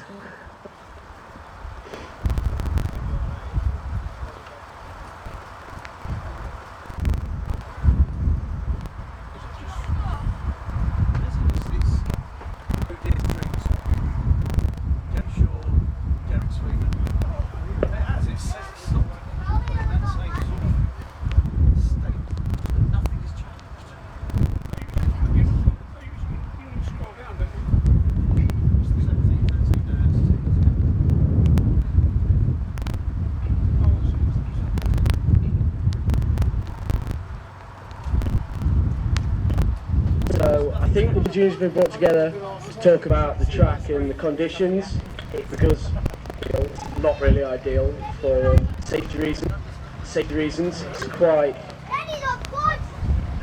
windy, so it's hard for the craft to cope. It helps with the performance, but you know, we just want whether Sarah Foster and Neil Atkins are the junior mentors. I do know what you mean, but Sarah Foster isn't here, so it's Neil all on his own. Oh, poor Neil. Hey, he can do it. So, yeah. Is there any kind of This is the team talk part. This is when the dads tell the sons, daughters what they've got to do and how they've got to do it. But that's really what I'm at. Your guys can Or in some cases, what not to do. Yeah, or that.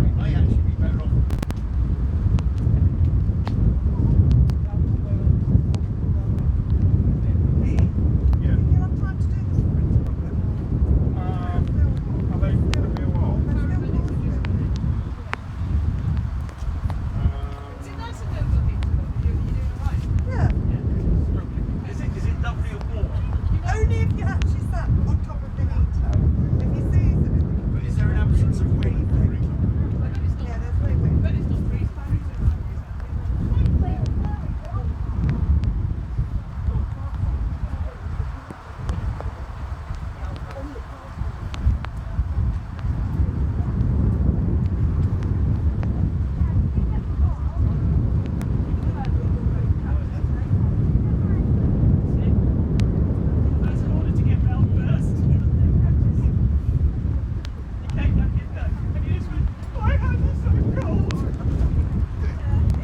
Well, just on a bit of a quick update, there's just sorting out that catch netting down there. I think they're trying to extend it a little bit and make it a bit more secure, just in case anybody else tries to go through. Poor old Jimmy is sat down there in the cold.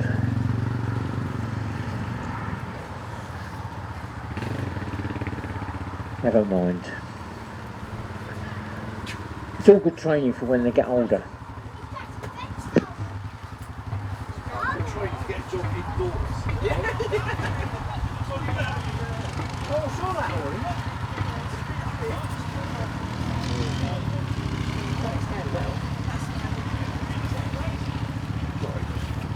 Board of drive now.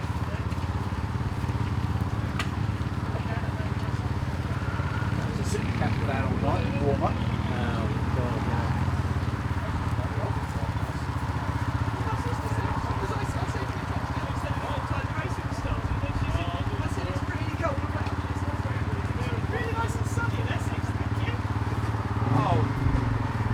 So it's probably not bad in Suffolk, Well, I've just spotted There's still a few craft dotted around the track that have still got to be recovered, so I think the recovery team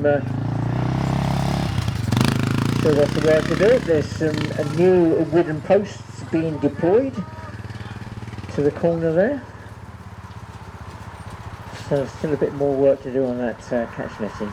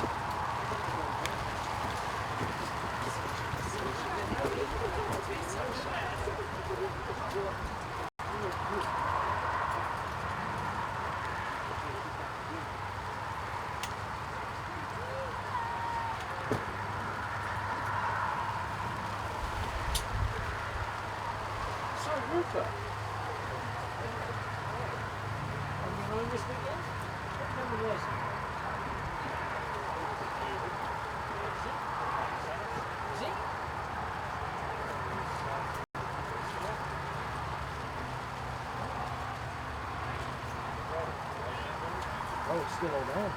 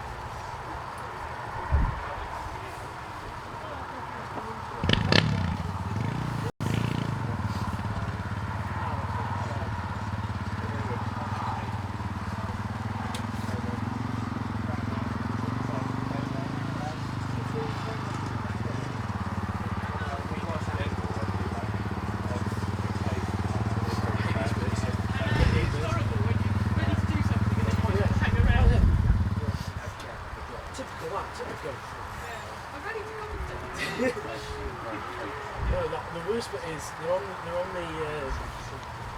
the grid. And you think they're just going to go. They're going to be raced. You can just talk through that. You can go through that. It's fine. It's fine. Yeah, next that. No, it's you've got to fill time. And that lady's got like a big thing. Yeah.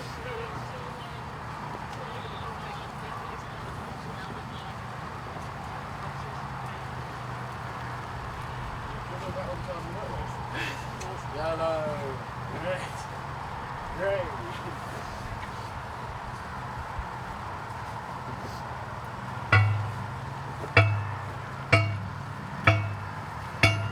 So can you get more people's comments? Yeah. I said, That Jake, he's loud, isn't he? at least it wasn't, he's rubbish. I don't know, I've seen it. I haven't watched.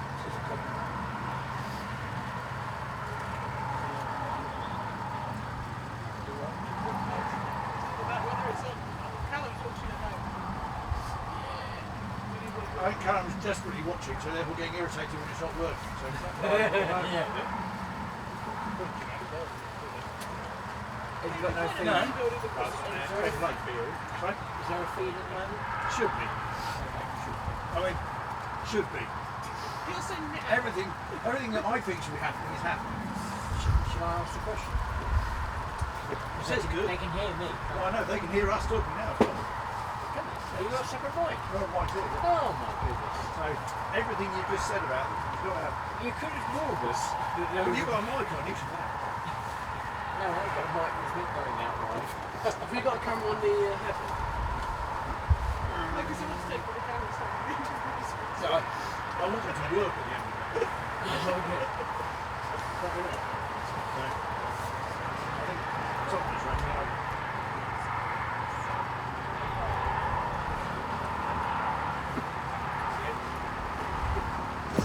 Well, it looks like we might be getting some movement fairly soon. I think the course repairs are coming to an end. We'll be safe to let the juniors go soon. At which point I'll let Jake Shaw, my apprentice here as commentator, take over for this junior race.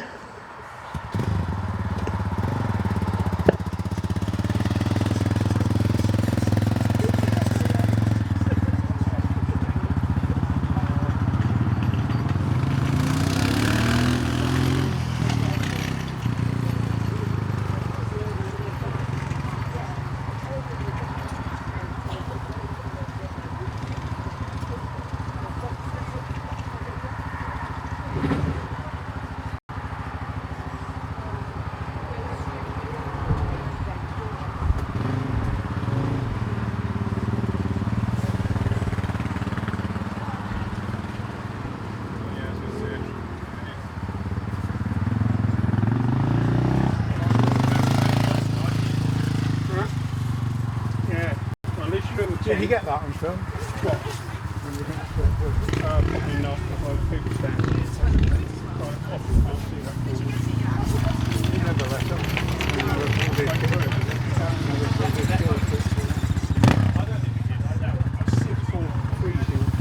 Yes, yeah. He went straight over the wall. Did he? Yeah. Oh, Well, Jake, I think all the recovery teams have come back and all on standby now. I think so too. God, we're going to... So what's the feedback looking like? What's feedback looking like? I've got to chat it go. Squares it. Basically, it's just a pain.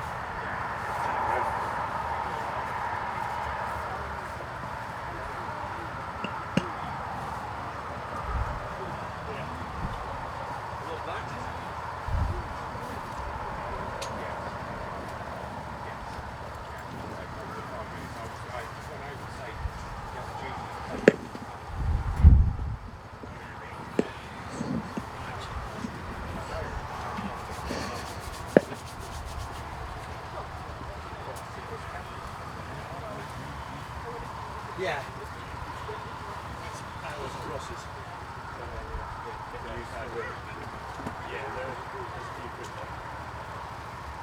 Getting wet? Yeah. Did you get ready? You got some Rosses?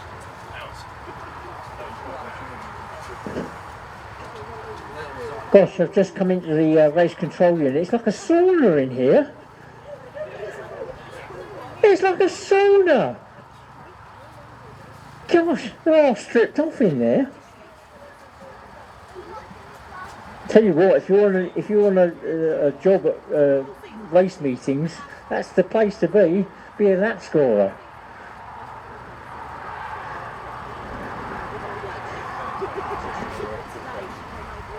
Okay. Well, Jake, your moment is coming very shortly. We're just waiting for the medics apparently to just get into their parking spot. Oh, no, we're on 2 minutes by the looks of it. 2 minute board's gone up. So, I'm so excited. I'm buzzing. I am buzzing. Sorry. Okay. I think 2's gone up, hasn't it? 2 has gone up. Maybe a bit overexcited, but you know, it's my first time doing this. Yeah, that's brilliant. I was like, Well, Jake has actually been very kindly keeping an eye on how many laps the craft have been doing in the other races. I suppose I've got to do the same for you now. That'd be kind. That'd be helpful. Yes, I'll try and keep. Yeah. Yeah. So, slight trouble starting Catherine Stevens' craft, but that started now, so you know.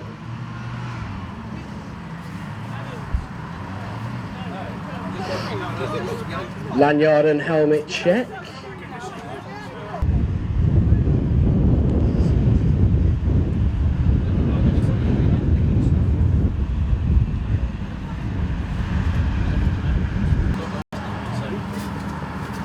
Cold, it's wet. Juniors don't really care. They're just gonna go out there and have some fun.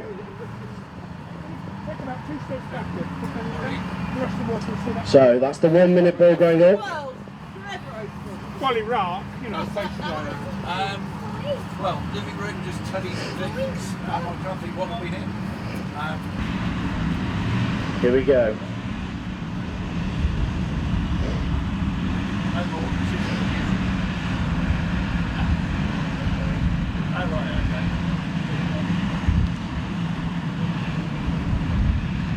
Yeah, okay.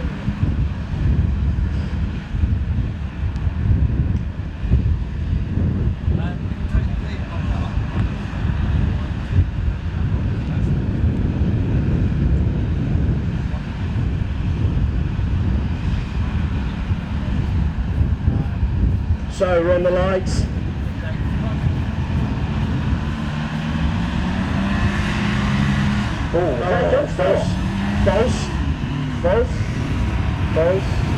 False start. Yeah, Adam turned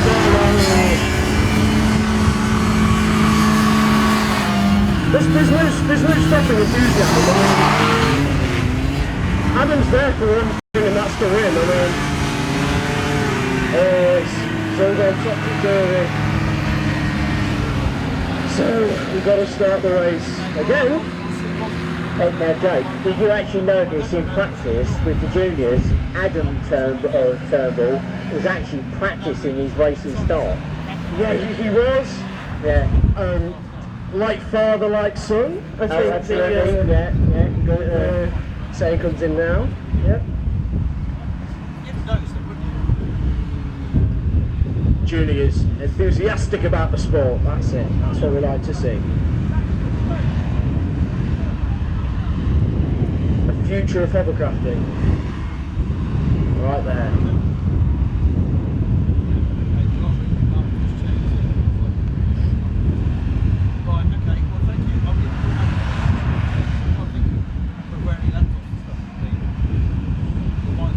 So, we're going to start this again. Second time lucky.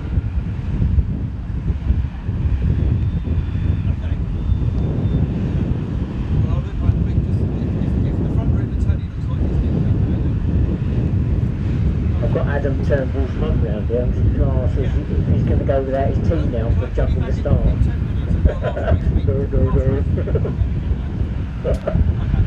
So, we're on the lights. Get this right, man. Come on. It's a mad dash. Adam's off in first. Second, Captain Stevens. Third, Leah Clark. Then Jonathan Stevens trailing behind. Then it's a battle between Aaron Ellis and H.C.G.B. Adam gets out of the hairpin. From 16, Adam Turner gets out first. Captain Stevens out in second. I'm going to jump on for now in third. 176 Leah Clark has lost her rudders. Her rudders are jammed down telegraph pole turn. So, as they go up the hill, Adam's in first, then Catherine, then Jonathan.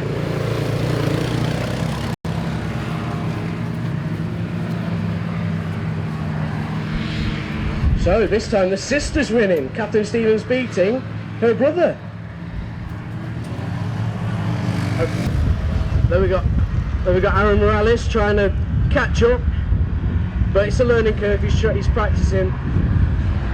He's learning to grow up like his dad. And this is going right at the end. Trying to just try and get it right in the craft. New craft.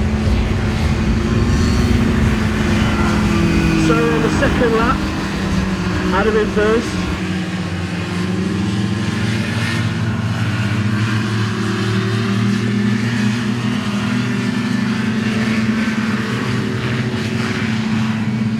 Leah Clark's crash being lifted onto recovery, I think.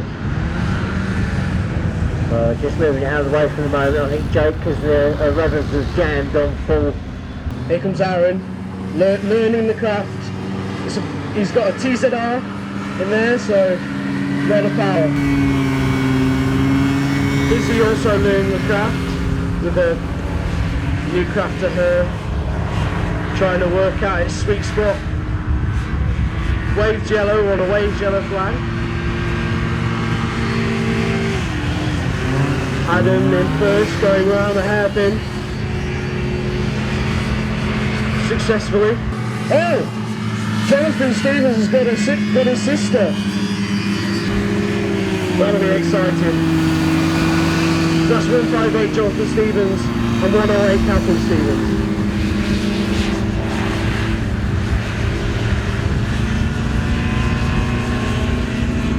I think there may be a bit of teamwork going on there. Brother and sister teamwork kind of thing, yeah. Adam now beginning to lap. Beginning to lap round Izzy. And Leah's back. She's returned. But she will be playing quite a big game of catch up. Trying to catch up to all the others.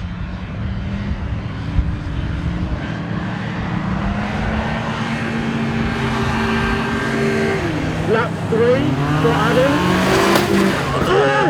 And he kind of crashes into the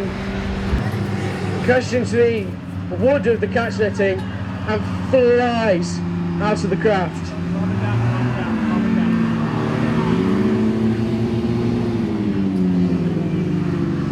It looks like a red flag.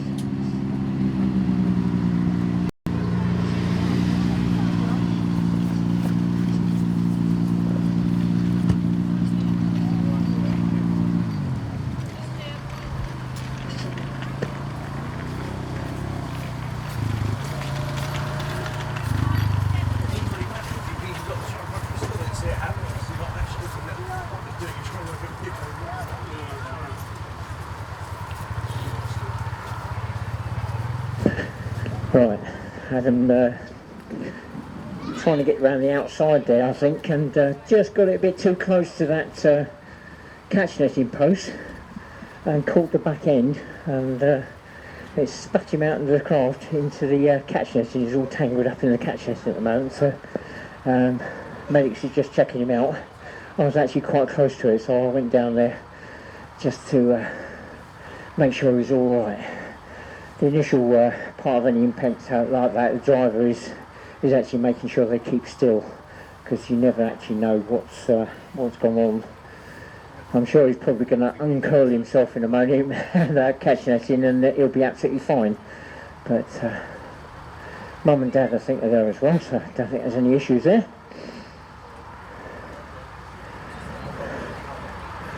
I think they only replaced that post before the start of the race as well in the catch netting. Yeah. Right, I'm just going to check, Jake, to see how many laps they've done, because I've got a sneaky suspicion that may be a rerun, but I've just been informed, so that's a rerun, Jake. So what will happen now? What's going to happen now, Jake? Tell me. So, basically, what we're going to do, Jake, is we're going to go for the open race next. Yeah. That's under normal circumstances. Yeah. And then the juniors will return afterwards. Yeah. They do a rerun. A rerun. Yeah. So I think the open formula will be run next, and they'll get those craft out into the grid fairly soon. I think they're just keeping quiet for the moment, just while we can unravel Adam out of the catch netting.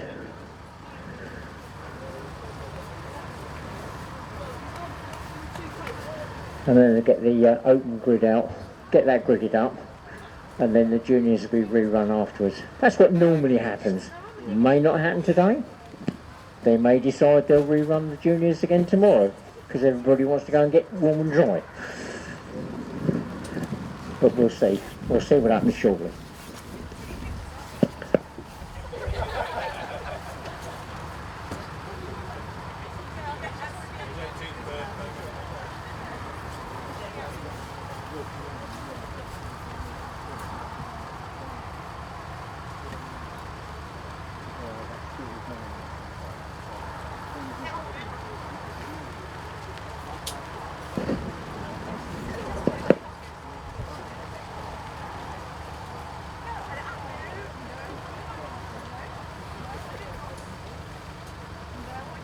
So,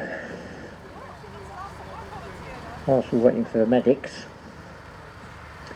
we've had our first day of, obviously, the season, but our first trial day, and it has been very much a trial day, of the new TV system, which I gather has been running sometimes and sometimes not. But obviously a steep learning curve for the guys in here. I've got some lovely screens giving me some lovely pictures, and I'm sure as the season goes on that's going to get developed and give us some wonderful footage for the guys on the internet who are quite clearly watching.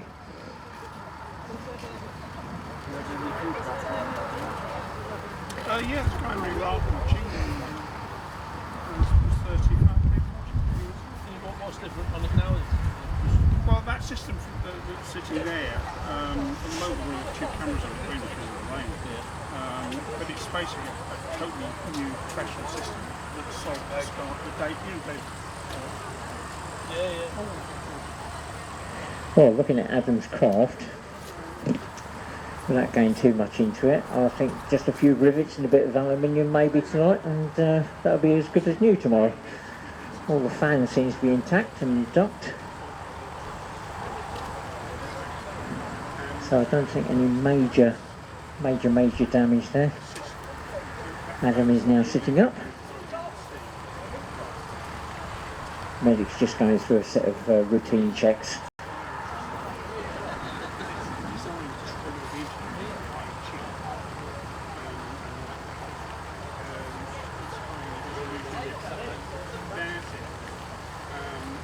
First thing Adam said was, "Is the craft all right?" It's funny how drivers tend to do that.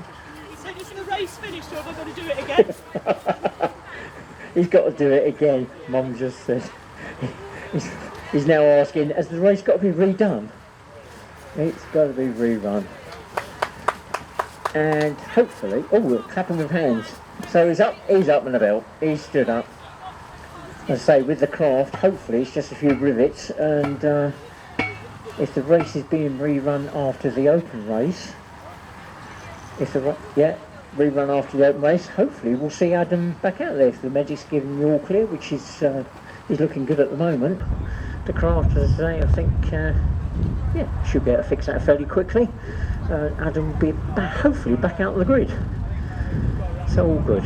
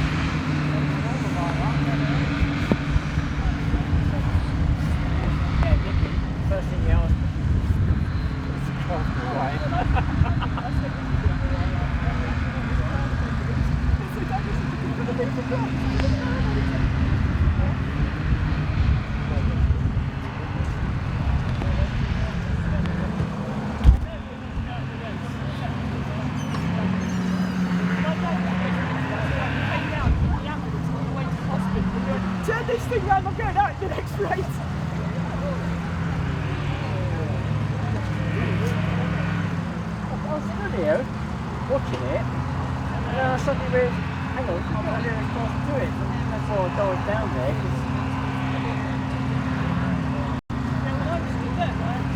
Yeah, well that's right. That's what I thought they did. Sort of Marshall running over, but did you still commentate on it as we were on the way down? I don't know, possibly. I don't know whether I turned the mic off or not. Who prepared? Well, as we're going down. Shut up! Don't say that! Right, everything turning back to normal now. We get the open Formula grid sorted fairly shortly.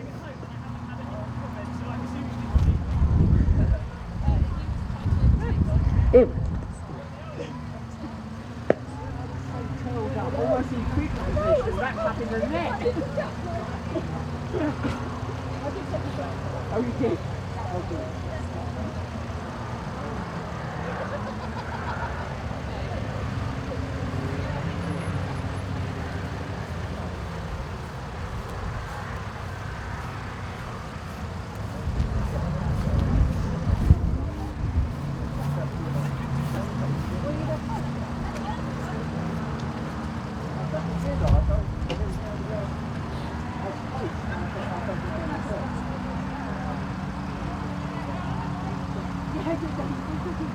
Sorry, mate. That's all right. I'm just a little concerned about the amount of time now the juniors have been out on the range. So, sat there, talking as you want to do. It's going to be 20 minutes, 25 minutes or so out on the range. The weather's going to set tomorrow. They're up for it, I'll let them do it. Yeah. Okay.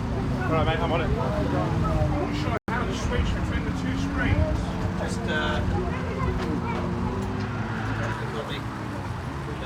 Yeah, no, we'll come back to here when I'm typing in that. oh, you just have to come back. What does the mouse look on both screens? Yeah. Actually, on this one you can just touch it and switch back. So the cunning way to go would be to do that. So we can do our switches. Okay.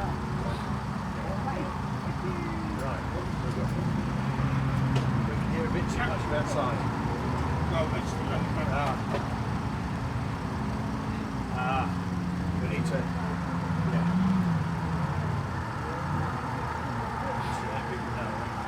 I've just said. In the last 2 minutes I've just posted. Right, I'm going to shoot down there shortly and see if we can work out who's on the grid. I don't think it's going to be a huge grid.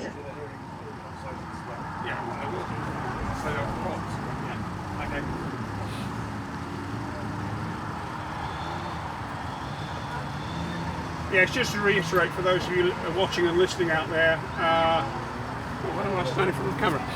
Just to reiterate for those of you that are watching and listening out there, we've got a very basic sound system in use today, which is effectively picking up by the mic on the camera, and that's why we're picking Barry up, the commentator, via the loudspeaker, hence he's a bit muffled, and also it's why you're hearing quite a lot of background chat from David Atkins, myself and others. Bear with us on that. Hopefully we don't say anything rude, but there's always the risk, especially when it falls over. And hopefully you can see the rain pouring off the gazebo. We're having to hop this camera in and out of the rain just to try and attempt to keep it dry. But after coming out on the grid, so in a minute we'll switch it, we'll hop it out and you can see the grid. Is that alright? Yeah, I switched it over so it's phone pointing at you. So you were talking to that one when we were on the other camera. Ooh!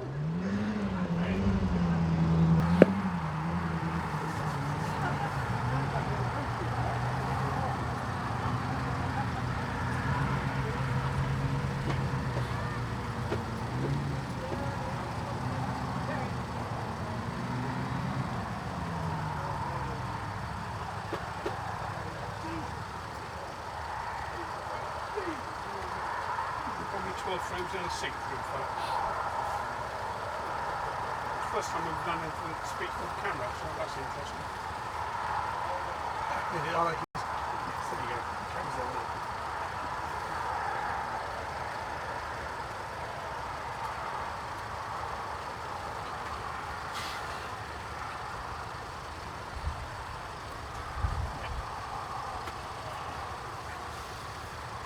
Right. So I think what I'll do tonight is I'll have to get it all back in his trade. I think just keep it dry. As soon as you got that perfect. Well, we might have done actually, but I'm not going to go looking until later. We did. You were definitely on it because I cut away from it. So, because I realised that it was actually flagged, I cut away. Well, we're looking a bit thin on the ground for this open Formula race. At the moment we've got on the front row 106, Sarah Gill in the Formula 50 craft, alongside his I've got a mute. Okay, so 32, Katrina Palfrey in the Formula 2 there, and a good gap. Looks like the pole sitter is missing.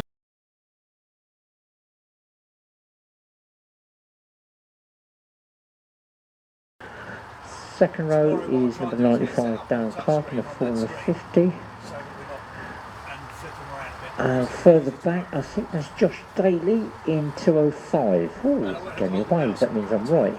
Excellent. Somebody's listening to me.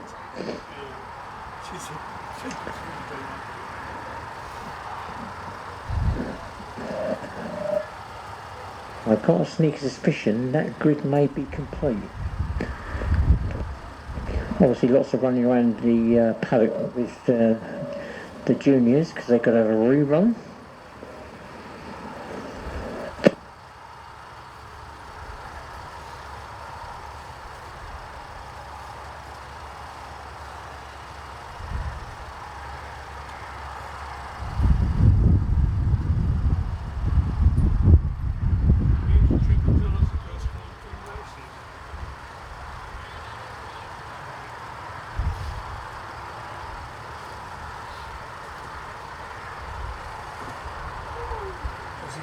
YouTube should have recorded everything so we can actually go back and have a look. In fact, you can go back and look now on your laptop. Sorry? Our front door was open at home. At home? Yes. At home. How'd you find that out? Neighbours rang me and said, why's your front door open? And locked. Locked. The bar was locked, but I think the old might have not quite operated the door correctly. Just become a quick post-mortem to find out who was last out. Check the hours. Yeah, we need to check. The trouble is, it's such a tip. There's nothing really. You'd probably go and go, bloody hell, that's the buggers. Anything of any value is in the camper bag. It's all laptops and tablets. If the bar's pressed, means you can't shut it. Yeah, well, sorry, he's got the key. So. Well, I pointed at that.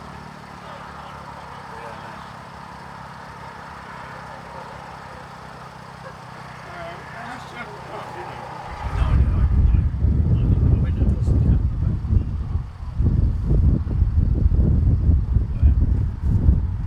Got a 2 minute board going out now. 2 minutes. Put the 2 minute up. And I've got 1 minute. I'll put the camera on. It's open, so I haven't got an open. Right, that's it. We're on the 2 minute board. Then we did them all correctly and then realised we had to do it all correctly. Oh, sadly, we just got 5 craft on the grid. Same number of laps, 8 laps.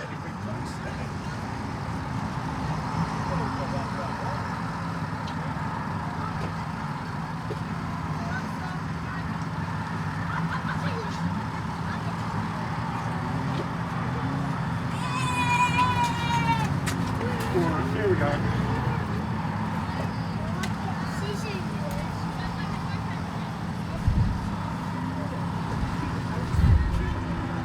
Hang on. Do you want to write before we go live to you?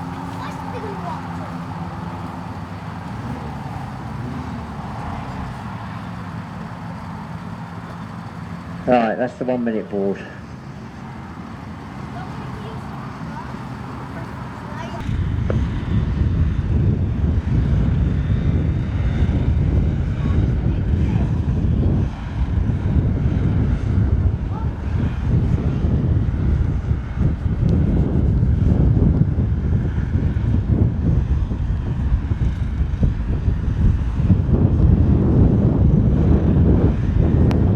Here we go.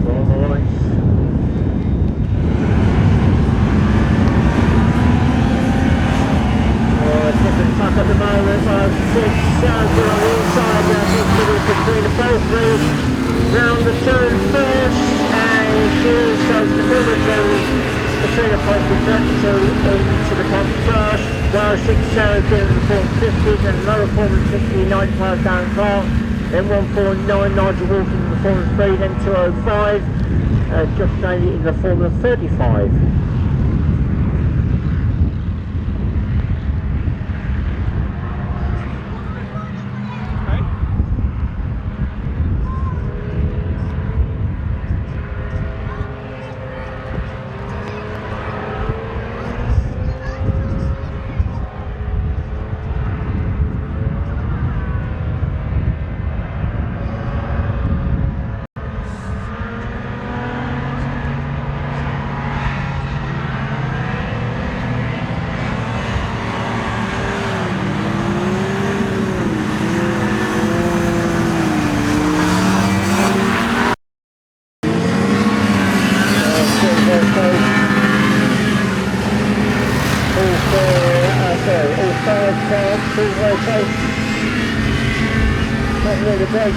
Between the pulses, the leader still hasn't jumped away from 106 Sarah just yet. There's a small gap back to third spot, Darren Clark 95, then 149 Nigel Walton, then 205 Josh Daly. He may have unplugged something.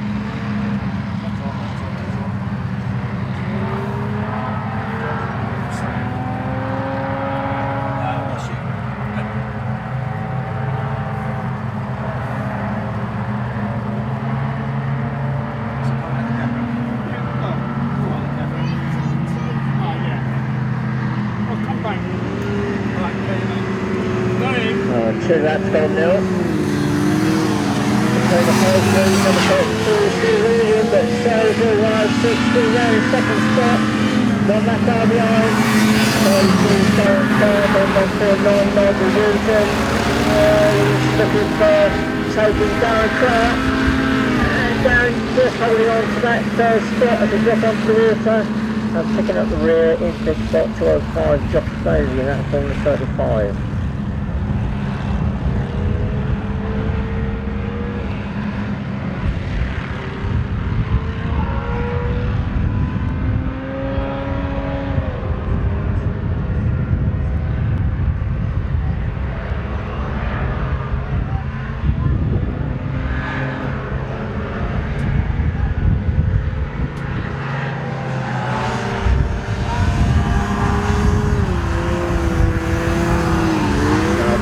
That's gone down. Looking back for third spot, and there's a challenge going on by Nigel Walton 149. There's 95 Darren Clark. Now looking round to see Nigel Walton. Nigel trying to get the tight line round, but not quite making it.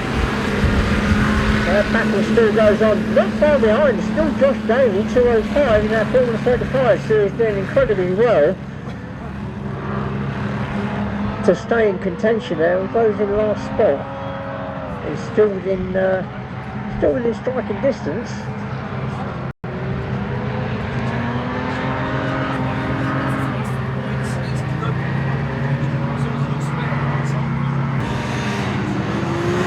I think that's 4 laps gone now.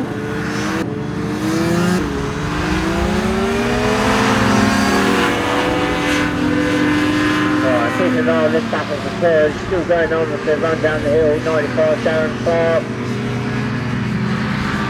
And he's still holding on to that third spot.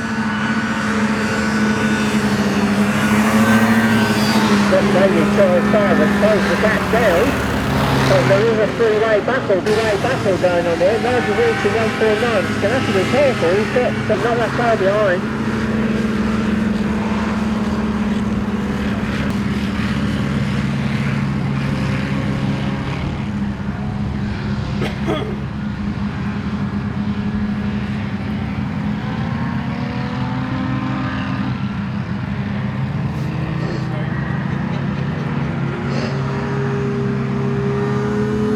And 5 laps gone now, I think. Between the pole three, still with that lead. She's kept a segment of the rear, but I don't think that's going to make too much difference.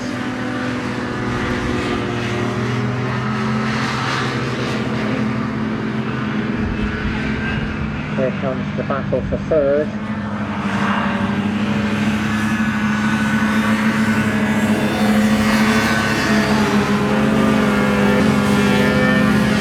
Down south to lose that gap very slightly.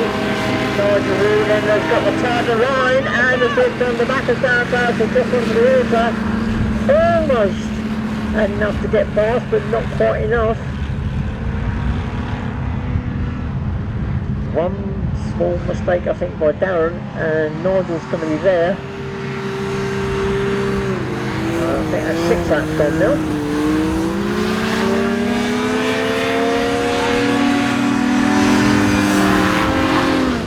Two front runners away and clear, the gap pretty much staying the same between those two.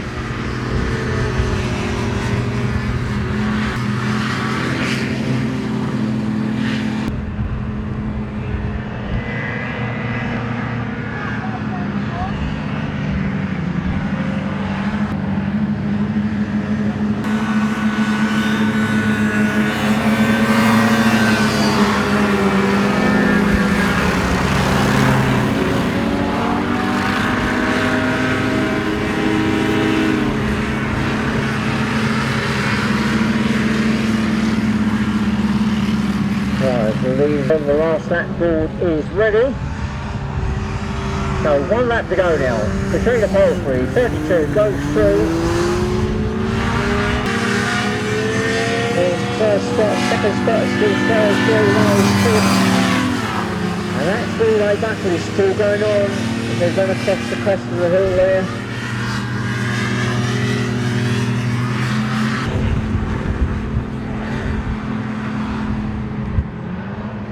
I can't see, doesn't look as though there's going to be any changes there as they run towards the last lap board. They've still got 1 more lap to go to see if they can change the 3 of them still left in there.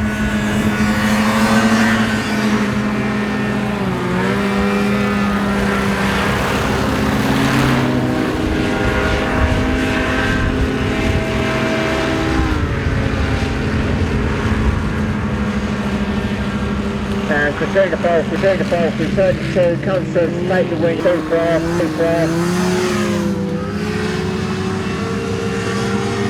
Sarah Gill comes through in 106 in the ball, quickly in second.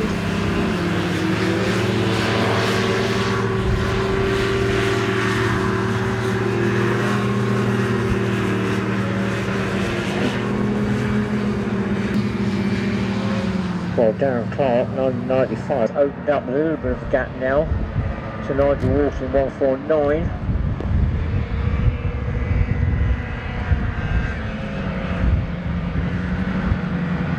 So, round the last turn, it is going to be in third spot, number 95, Darren Clark, fourth spot, 149, Nigel Walton, 205, Josh Daly is 5th.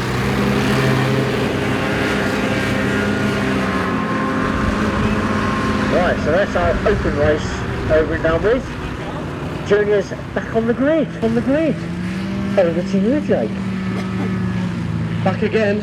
Hello everyone. Okay, so we are back with the junior race. So here's the grid. So in first we've got 176 Leah Clark. Second on the grid, number 16 Adam Turnbull.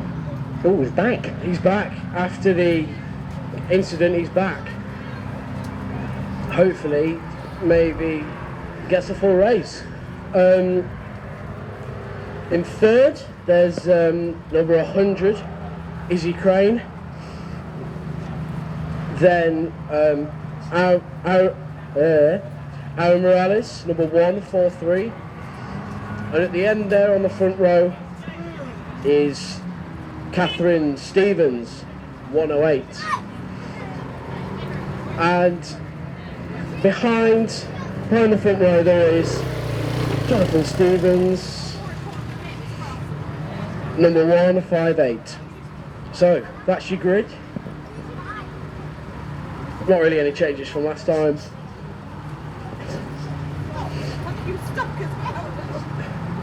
It's still raining. It's still cold. The wind It's the same, so it'll be effective on the drivers.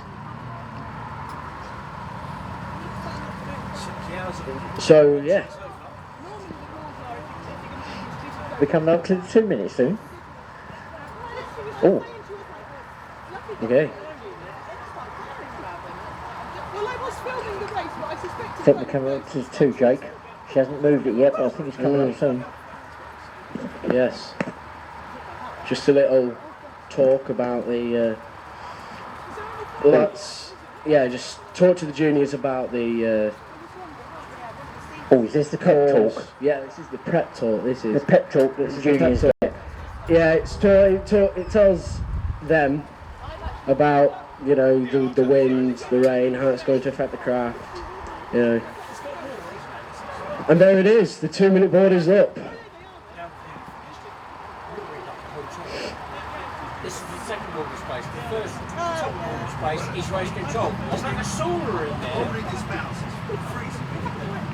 You want to come to do what I am. Helmet and lanyard check. I come in here to do work.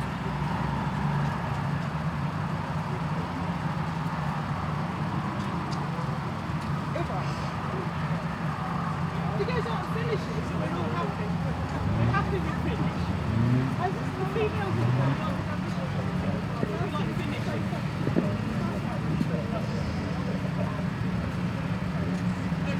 Yeah, it sounds quite very fast, yeah. Thank you.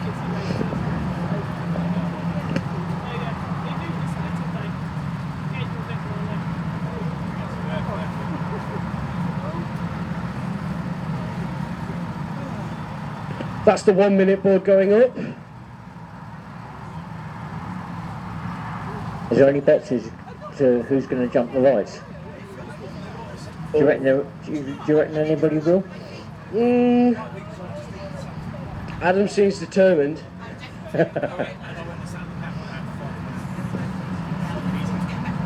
Hopefully no jump of the lights this time.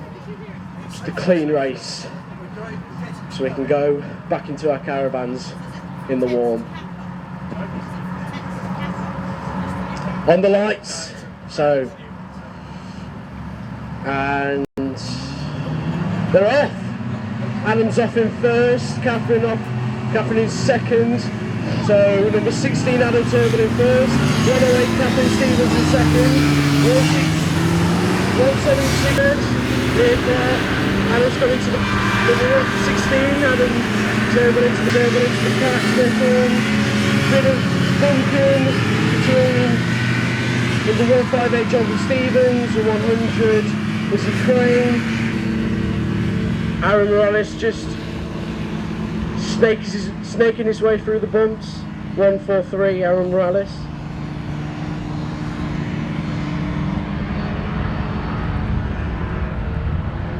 Adam's now trying to eat at Catherine Stevens. Number 6. Oh, has he got her? Oh, it's no. Catherine's got the inside line. But number 16 Adam Turnbull's really trying to get that first.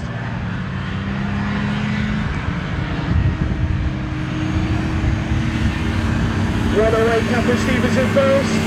16 Adam Turnbull. Now onto the second lap. Taking it quite wide around the hairpin. Run away, Catherine Stevens. Adam's got the run. 16 Adam Turnbull has overtaken Catherine Stevens. 108. 176 Leah Clark, keeping cool as a cucumber. 143 Aaron Morales, just learning the craft. A lot of power in that craft. You just got to find his way around it. Izzy Crane on her way into the hairpin, number 100. Jonathan's trying to take the inside line to try and get Leah. He's real. This is a good race. Okay, Adam, number 16 Adam Turban in first. Taking it quite low. It's alright. Second, 108, Catherine Stevens. Jonathan eating away at 176, Leah Clark. Sorry, Jonathan Stevens, 158. Oh! And Leah's now in second. It's 176, Leah Clark now in second. Taking the inside line. So, Jonathan and Catherine, brother-sister battle I feels going to take place. Oh! No, Catherine's trying to get Leah.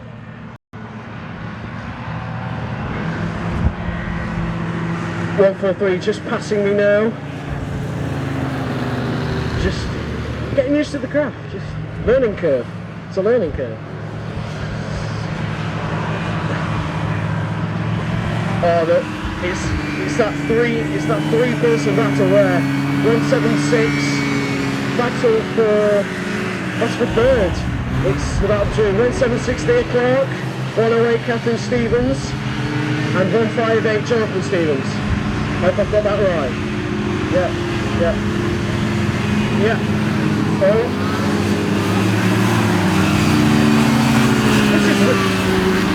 This is a big battle. Boys. Is Jonathan got the speed? Oh. 158 Jonathan Stevens. Oh no! 108 Catherine Stevens just nudges in. By accident, of course. By accident, you know.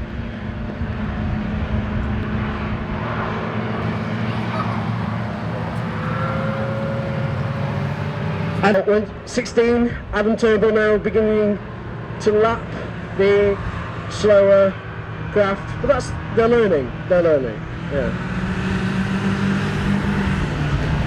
Seems that Adam's got into the swing of things pretty quickly.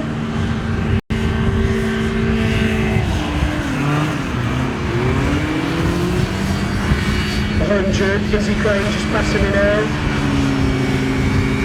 Leah Clark in third, 176. Well, that could cost you. Oh, Jonathan's got that. Jonathan's got Catherine, 158. Jonathan Stevens has got 108, Catherine Stevens. It's the brother-sister battle.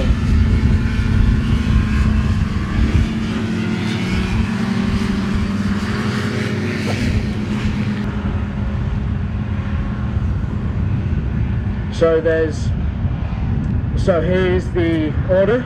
16, Adam Turnbull in first. 176, Leah Clark in second. That looks like 158, Jonathan Stevens in third. 108, Catherine Stevens in fourth. Fifth to Aaron Morales. Lap 5 now. Lap 5. And 6th Izzy Crane. And I'm just getting round the hairpin bend, going onto the lake now. Jonathan's going to catch you here, come on. 176 Leah Clark taking it around the hairpin. Very nicely. Aaron Morales taking it wide so they can go back and go fast. 143.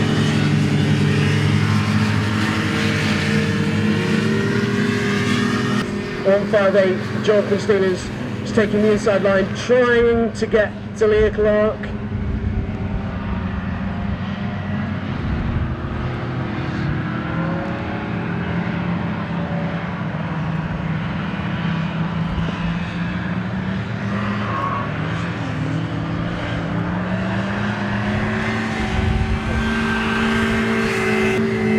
Number 16, Adam Turnbull just on the 7th lap, 6 laps completed.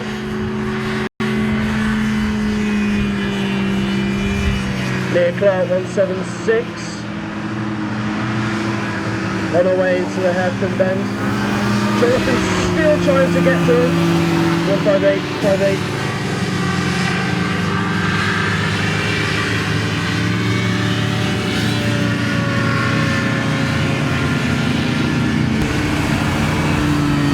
Run away, Catherine Stevens just going on happen now.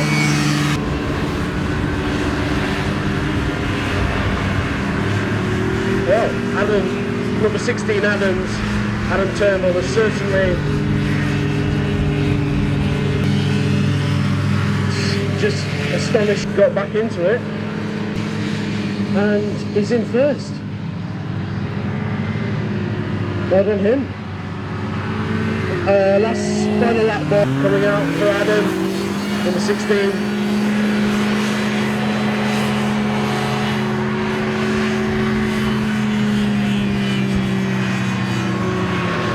Uh, 176, Leah Clark, trying to get away from 158 Jenkins.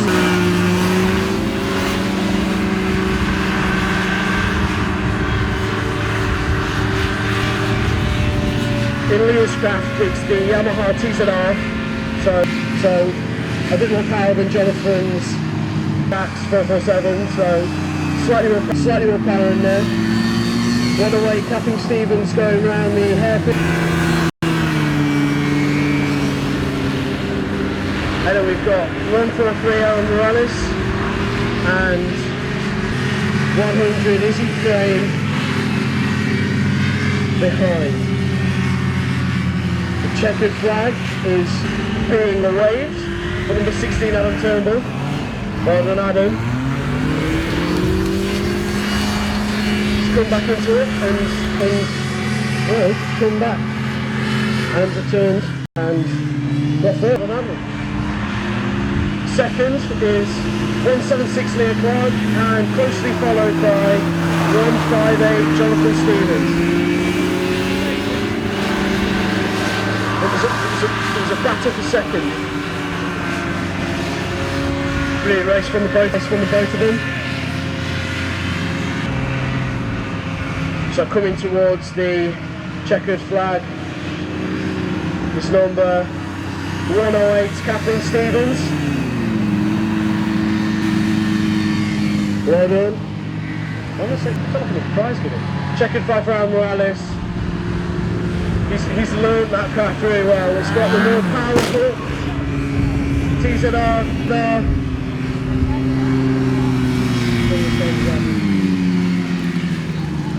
And it's a red flag towards the end. I think the train just connected. Great. I think the train plane just connected.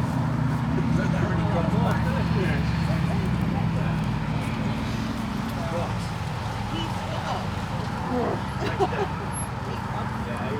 I reckon something's going to come out of it.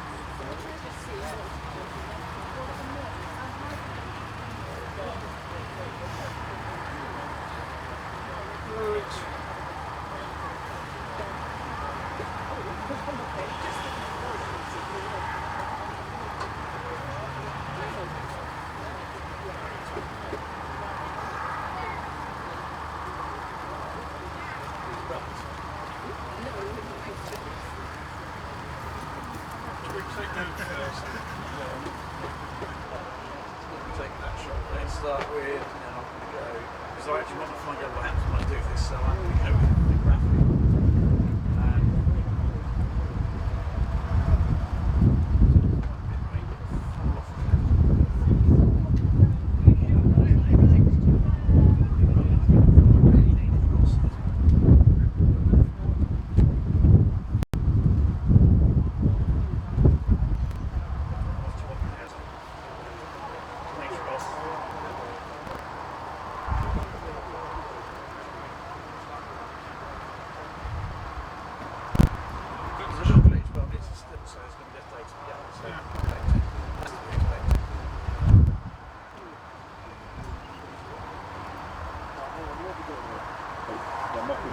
Right. Okay, Jake. Are you going to return tomorrow? Having done. Oh, okay. We haven't deterred him. So that's our racing over for today, I think, isn't it, Jake? That's juniors are done. Yeah. They're just going to sort out this incident that Aaron Morales has. Well, he's done the same post, I think, that Adam did earlier. So that poor old post is getting right bashing, isn't it? Yeah. So we're back tomorrow. Yeah, back tomorrow with juniors. You're going to be decent weather.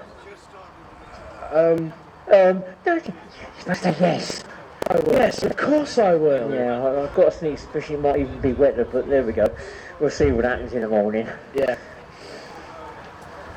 Well, that... Hey, I tell you what, looking down at all those marshes there, that'd be a great group photo, wouldn't it? Yeah.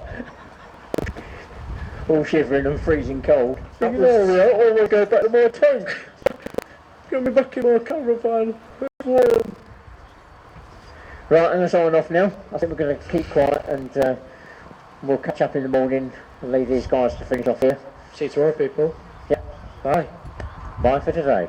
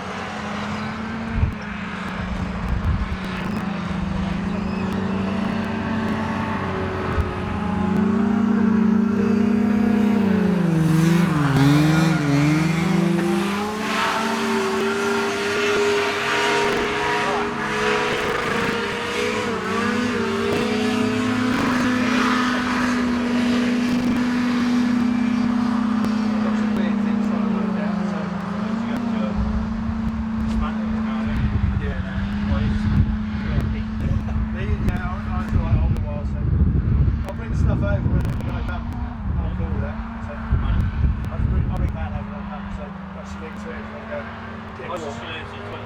Oh, right, So I'll okay, come cool. back and give you a man.